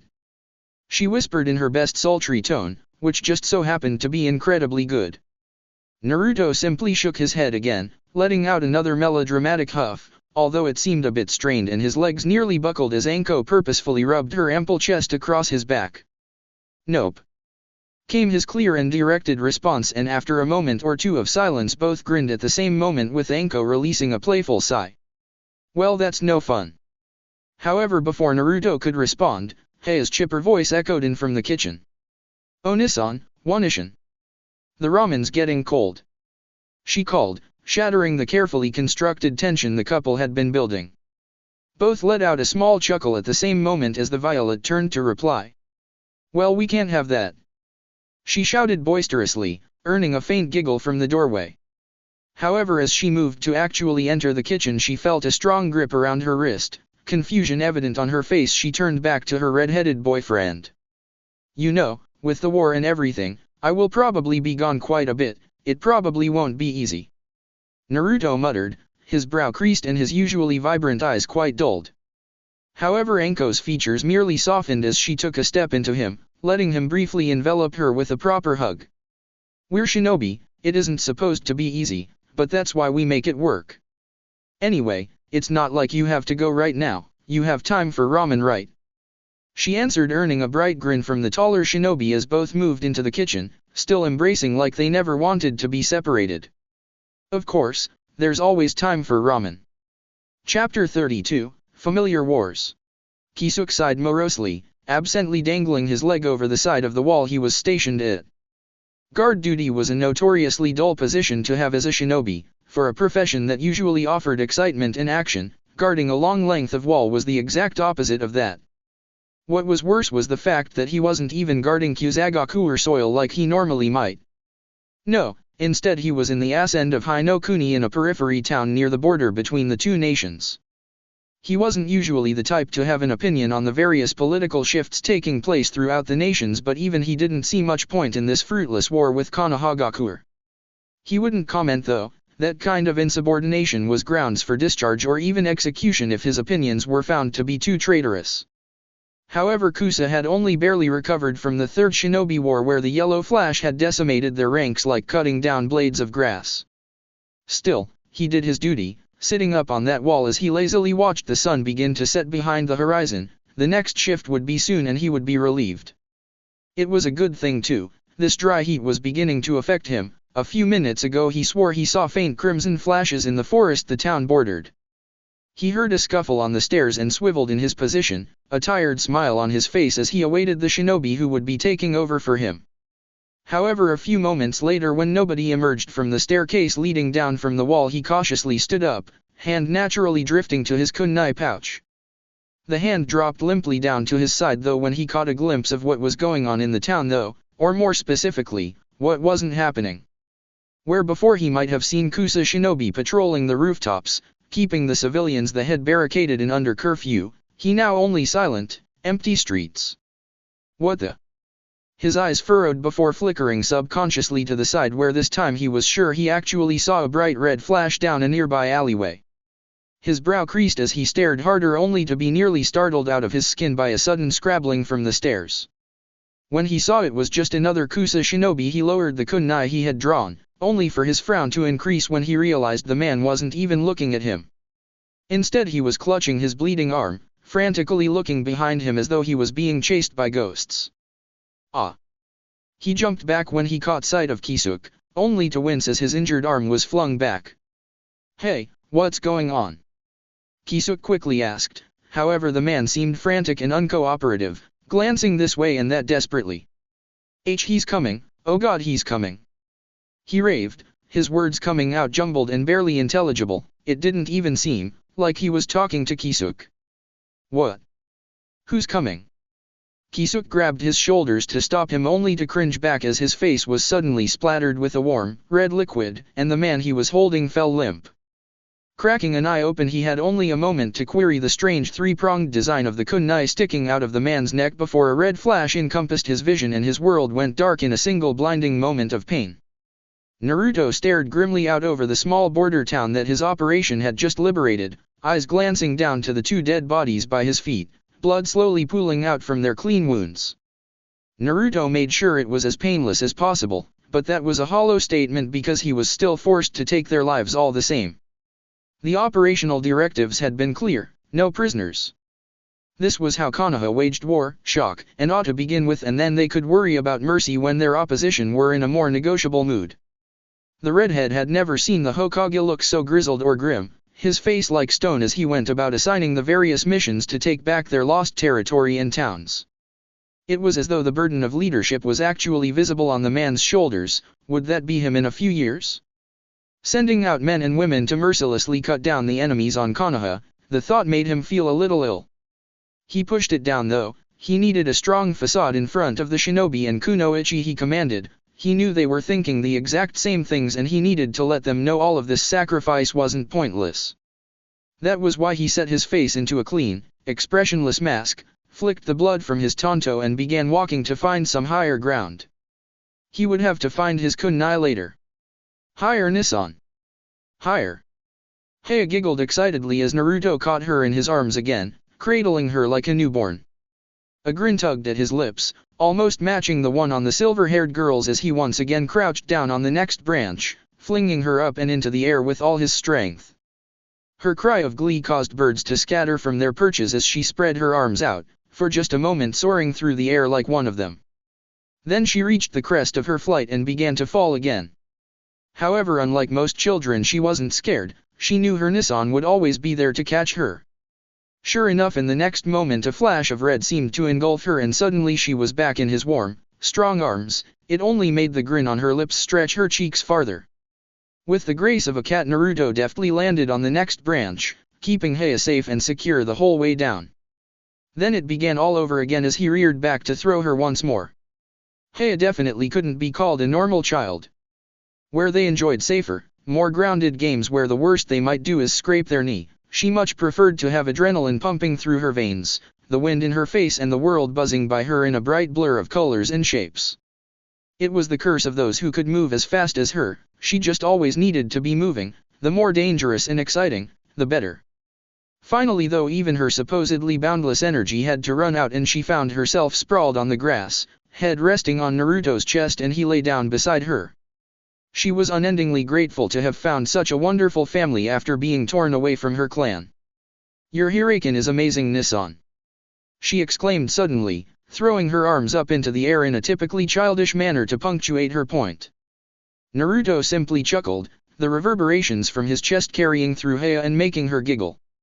"Hiraken, Heya, it's called the Hiraken." The little silver-haired girl simply nodded emphatically as if that was what she had said all along. "Right. And it's awesome. You can go whoosh and zoom and be everywhere at once," she continued to exclaim, waving her hands about to accentuate her sound effects. She missed when Naruto's face briefly turned down. "Yeah, pretty great, isn't it?" he agreed half-heartedly, suppressing the urge to look down at his hands. He knew he wouldn't like what he saw there. A moment later though, and it was replaced with a bright grin as he suddenly swiveled to his feet, picking up Heya in a smooth swooping motion, much to the little girl's delight. "Come on then, I bet Anko's cooked us something really delicious." Anything to take his mind off it really. Dark shadows flitted silently through the night, the stars and the faint crescent moon the only light to guide their way. Their target became obvious quickly, a large bridge spanning an enormous gorge. They paused at the tree line, unwilling to cross the no-man's land of felled trees and grass that had been cleared around the perimeter of the bridge. It was obviously to aid the patrolling shinobi stationed across its length in spotting intruders faster. A silent hand gesture was made, answered by a subtle nod. A moment later and a small, fizzling package was flung across the space, soaring in an arc right over the bridge. Just as it was about to fall down the gorge on the other side, it erupted into a bright sphere of light, enough to grab the attention of every guard in the vicinity.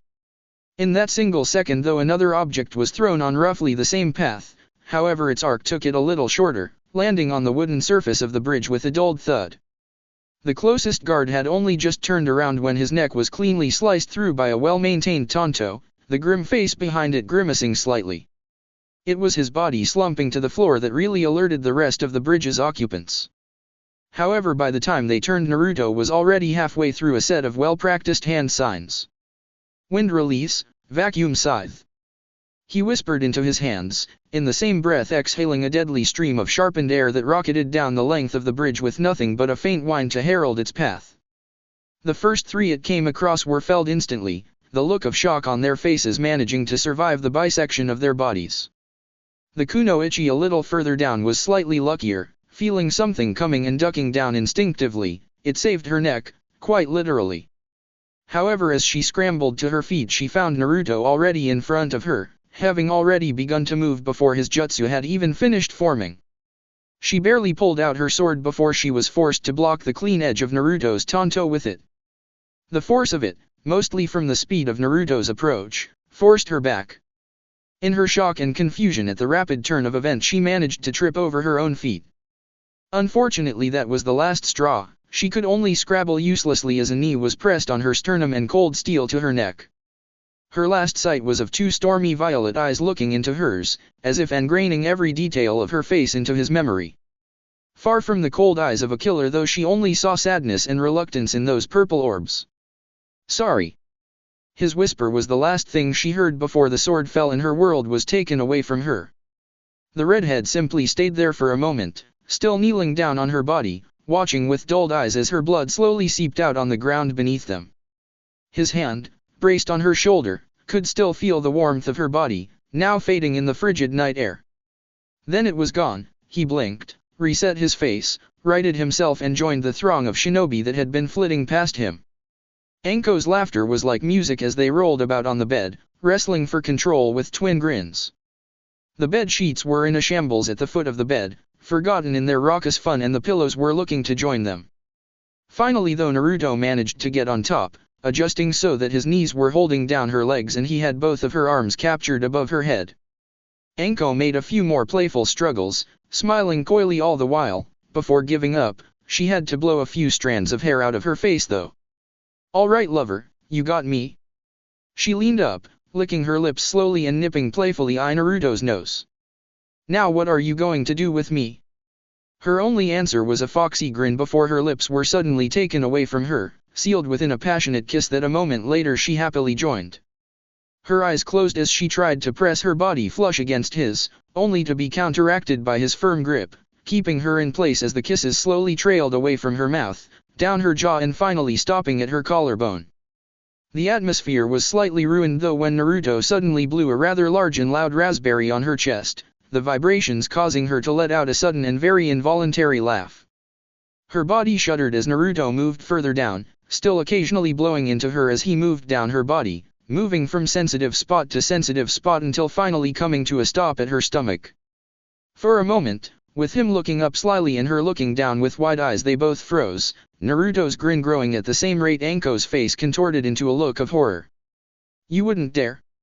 Once again her answer was not with words but with the biggest and wettest raspberry yet, causing her entire body to squirm uncontrollably at the sensation. At some point Naruto had managed to tie her hands to the head of the bed with a bit of the pillow. She hadn't even noticed. It meant she could do nothing to stop him as he continued his torturously ticklish ministrations. Okay, I give. She finally relented, sighing in relief as Naruto stopped. He quickly moved up her body until they were face to face again, giving Anko a good look at the mischievous smirk on his lips. "Oh? And what do I get?" Not one to be easily defeated, Anko returned his smirk in kind, wiggling her hands and grinding her hips up to his. "I don't know, you'd have to untie me to find out." Before she'd even finished her sentence though, the bindings holding her wrists were suddenly gone in a flash, making her blink in surprise. It didn't last long though before they fluttered close again as Naruto caught her lips in a searing kiss. When the redhead finally released her though, moving back with lidded eyes and a serene grin, he paused. For just a moment it hadn't been Anko lying underneath him, but that kunoichi, slowly bleeding out. He shook his head and it passed, but Anko was now looking up at him curiously. "Are you okay?" she questioned wearily, making Naruto realize that his features had twisted into a look of mute shock. He quickly composed himself and grinned easily, hiding his tumultuous feelings behind a grinning mask. "I'm fine, what do you mean?" He shot back perhaps a little too quickly. The violet scrutinized him for a few more moments before internally shrugging. It had only been for a moment anyway, she might have been imagining it. Besides, her loins were practically aching at this point, they needed their sweet release that only Naruto could provide. "Never mind," she amended slowly, placing a sultry look back on her features as she captured Naruto's head between her hands. "Now, you mentioned getting something." Suddenly she turned the tables, flipping them both over until she was straddling his chest, both of their smiles growing as she began moving down his body, hips swaying rhythmically. "I think you'll like this." Moments, it was over in just moments, The Konoha shinobi standing on the edge of the battlefield almost couldn't believe their eyes. What should have been a long, bloody, and violent battle was over and finished in mere seconds, if that. The field stretching out in front of them bore all the signs of a terrible and catastrophic battle, bodies littered everywhere, blood staining the mudded soil, huge spiraling burn marks scored into every surface. However, the true sign of the battle were the unique three-pronged kunai scattered everywhere. The Oto Corp had never even had a chance. One moment they were holding down entrenched Konoha shinobi, the next a rain of kunai falls over their position and everything ends in a flash of red. Watching it from the outside was even more incredible. The Konoha troops had literally seen Naruto moving through their ranks like some kind of wraith. He moved so fast, blinking between different points and sometimes even the length of the battlefield, that it appeared there were more than one of him. I've never seen anything like that. A Konoha Chunin muttered, his eyes still wide as he stared out over the carnage a single shinobi had wrought. Beside him his companion just nodded mutely. I heard stories about the Yondaime, but I never imagined. He couldn't find it in him to express the end of that thought, also captivated by the bloody yet entrancing sight of the now silent battlefield. Quiet. He might hear us. A third whispered hoarsely, motioning with his head over to where the redhead himself was sitting on a log nearby. Unlike them, he wasn't looking at the battlefield. In fact, he was staring down at the kunai in his hands, rotating it slowly between his fingers. But, he's on our side though, right? The second Chunin questioned. The sight of Naruto just sitting there, so quiet and calm after what he had done, it was unnerving. Yeah, I really get why they call him the Bloody Flash now. The first agreed, although it was a bit of a misnomer because there wasn't a drop of blood on Naruto's body. He had been moving too fast for any to hit him. Blink of an eye. The second muttered with a gulp, around 50 enemy shinobi taken out in less than the time it took for him to even have that thought. He's really his father's son. The third piped in, an indecipherable look on his features. At that moment all three of the Chunin started as Naruto suddenly got to his feet. His hair swayed in the light breeze as he surveyed the battlefield with cold violet eyes before finally glancing over at the small group of Chunin. Call in the cleanup squad and get ready, you're moving out to the outpost by Murakugai. He calmly intoned, not a single inflection in his voice. It was the tone of a proper shinobi, unweighted by emotion.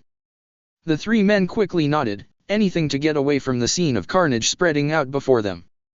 As they scurried about their duties, Naruto watched them, some emotion finally seeping back into his stony, hardened face.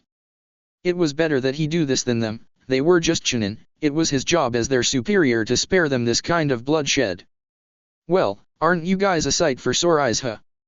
Naruto exclaimed cheerily as he spotted Sasuke, Sakura, and Ami walk into their old training ground. It has yet to be repurposed, what with the ongoing war, and still bore a few scars from their training sessions. Blade marks littered a small copse of trees where Ami practiced her kenjutsu, as well as scorch marks occasionally marring the grass, now unable to grow back thanks to Sasuke training his ninjutsu. Tell me about it, sensei. It seems like months since the last time we were all in the same place. Ami agreed with a slightly tired smile. There seemed to be a subtle change about her that Naruto couldn't quite pin down. She had grown a bit, beginning to better fill out her red dress. He also noticed she wore her sword with a great deal more confidence than before and had moved on from the one she had trained with, now proudly carrying her sister's old blade. That's because it has been months, dead last. Sasuke quipped with a roll of his eyes. However, the half-hearted insult carried no venom and the slight quirk of his lips showed his real feelings. All of them felt a little relieved by this. The familiarity of the old team was a nice break from the monotony and slog the war posed. However, Sakura couldn't help but chuckle. Are we sure this is a good idea though? Whenever we get together we only ever seem to attract trouble. She joked smoothly, a bright smile on her face. Out of all of them, Naruto thought she had changed the most. He heard she had left the main Chunin Corp a few weeks into her rotations along the border, instead opting to join the Mednin. Her hair had been tied back into a neat ponytail and there were a few extra pouches over her body. I'm sure Kami will let us off this one time. Naruto shot right back with a grin, hopping off the boulder he had been perched on. It really did him some good to see his team like this, healthy and not too weighted down by the burdens of war. He figured it did them some good too to see each other. As a Chunin, even teams weren't sacred. He wouldn't be surprised if they had never been rotated onto the same squads throughout their entire time in the war. Well, he started with a grin, clapping his hands together and plopping down on the grass, inviting his team to do the same. Who has stories to tell? Ami quickly joined him, a mischievous grin alighting on her face as Sasuke and Sakura made to do the same, but slower. Well, I could tell the one about how Sasuke nearly got sent back to the village while on patrol along the Taki border, she announced in an almost conspiratorial manner, making Sasuke's head jerk up suddenly. You said you wouldn't say anything. He growled, eyes narrowed, however any tension was immediately cut as Sakura bobbed her head, eyes gleaming with mirth. Oh, I haven't heard that one yet. She piped it, amusement clear in her tone as Sasuke tried to sink farther into his high-collared shirt like a turtle. Ami simply grinned at Sakura, holding her hand out as if asking for money. Quid pro quo Sakura, what do you have in return for this juicy story? She shot back, a true barterer in the making. Sakura placed a finger to her mouth and looked up thoughtfully. Well, I do have one about Okamura-sensei accidentally ordering 3 crates of Arrow manga instead of hospital scrubs. At that the trio paused before each bursting out laughing in their own way, raucous for Ami, giggles for Sakura and a quiet chuckle for Sasuke. No way. How did he manage that? Ami blurted out, quickly descending into a heated discussion with the pinkette about signing the wrong order forms. Naturally Sasuke had his own 2 ryo to throw in when the topic finally turned back to his embarrassing blunder.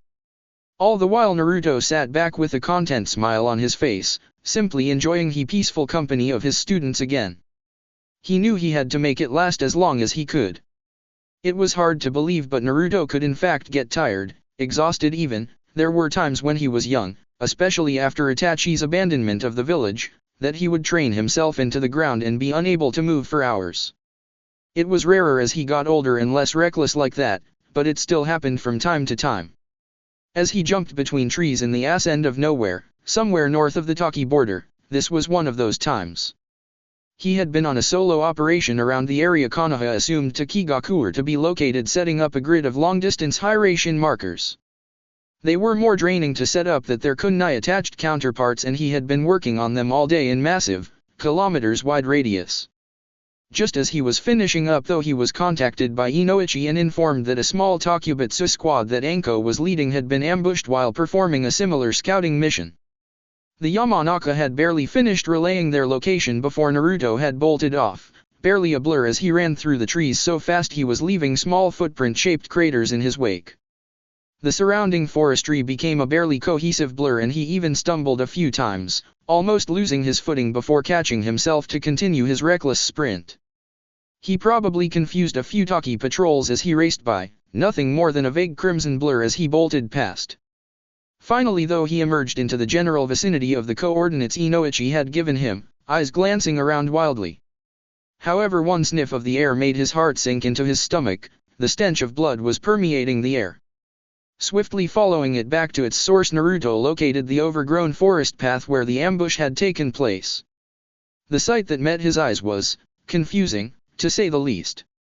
The unconscious forms of the Konoha squad were placed neatly to the side, propped up as though they were just resting.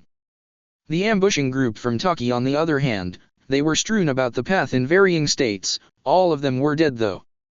After glancing over and making sure Anko's chest was still rising and falling, he looked toward the culprits, a small group of 4 wearing strange renditions of Konoha's traditional umbu uniforms and equally odd blank masks.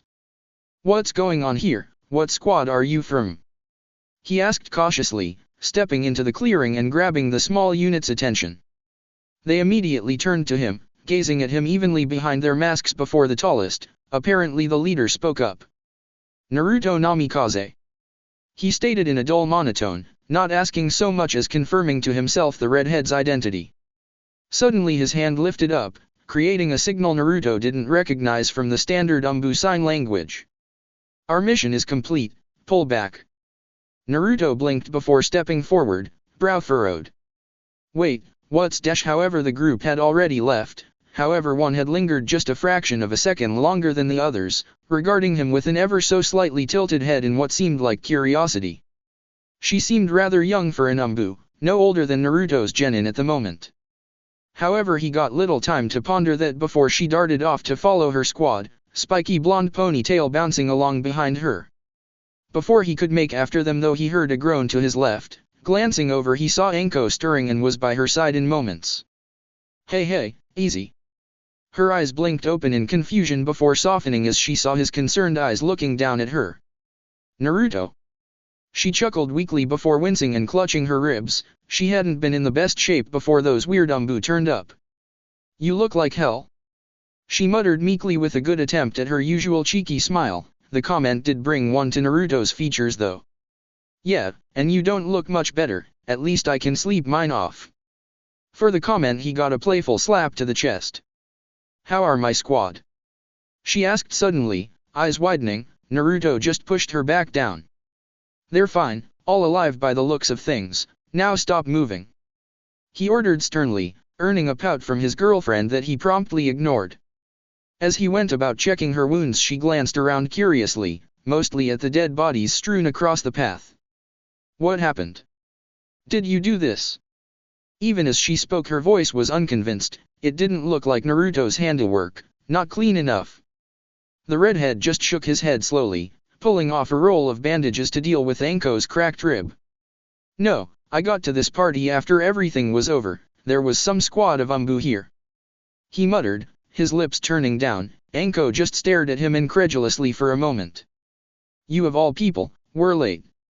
At that the redhead's eye simply twitched, his face slipping into a frown. Anko quickly noticed this and had the decency to look sheepish.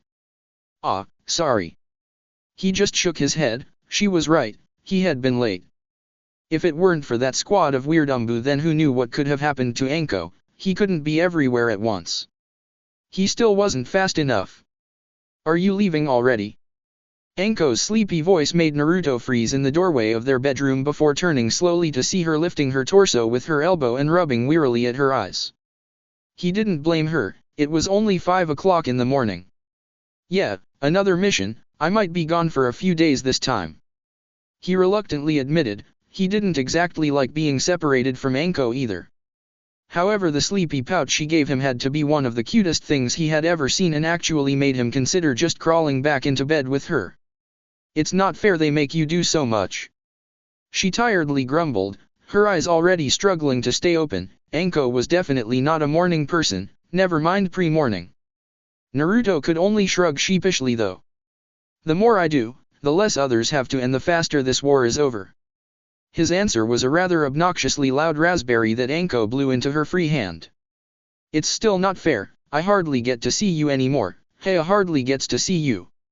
She sat more upright, letting her loose purple shirt fall down one arm to expose tantalizingly creamy skin. It's not as though you have to take the entire burden of this war onto your shoulders, you know. I hear people talking about how you seem to be on every front at once, in every camp, on every mission. You're going to drive yourself insane or become so exhausted you'll make some stupid mistake if you keep this up. Naruto's eyes turned down at that, but again he could only offer up a rather pathetic shrug. I have the power to make a difference. If I did nothing, then I'm no better than the people who started this damn war. At that Anko could only frown, childishly throwing a pillow across the room. Naruto didn't bother to dodge and simply allowed it to impact harmlessly with his chest. I'm not asking for nothing, just less. Come home more, maybe not take every mission you can. Be a little bit selfish, for crying out loud, you have a family. Naruto winced with every accusation but managed to stay resolute, his voice sounding tired and downtrodden. And what kind of person would I be to that family if I let this war go on for any longer than it has to? He replied morosely before simply walking from the doorway, leaving Anko still sat there, both their expressions reflecting the somber atmosphere. Naruto shook his head as he dashed through the trees, but try as he might he hadn't been able to get that conversation with Anko out of his head. Even now, crossing into Taki no Kuni's territory, it was still rattling around in his skull. It made him lose focus, so much so that he very nearly got his head sliced clean off by a near-invisible blade of wind. He didn't though, and rolled right off the branch he landed on, coming to a skidding stop on the forest floor below. Instantly thoughts of anything before a few minutes ago vanished from his mind, and with that new clarity he was just about able to make out a faint buzzing accompanied by the gentle hum of wind. A moment later and he jumped back, avoiding similarly lethal scythes of wind that scored rather impressive marks into the earth. The humming grew louder as a figure alighted on a nearby branch, green insectoid wings slowing down from their agitated buzz that matched the shade of her mint-green hair. Naruto frowned as he recognized the caramel-skinned woman above him, her vivid orange eyes narrowed in an indecipherable expression. Phew. That's it for part 8. Thank you for watching and see you on the next video.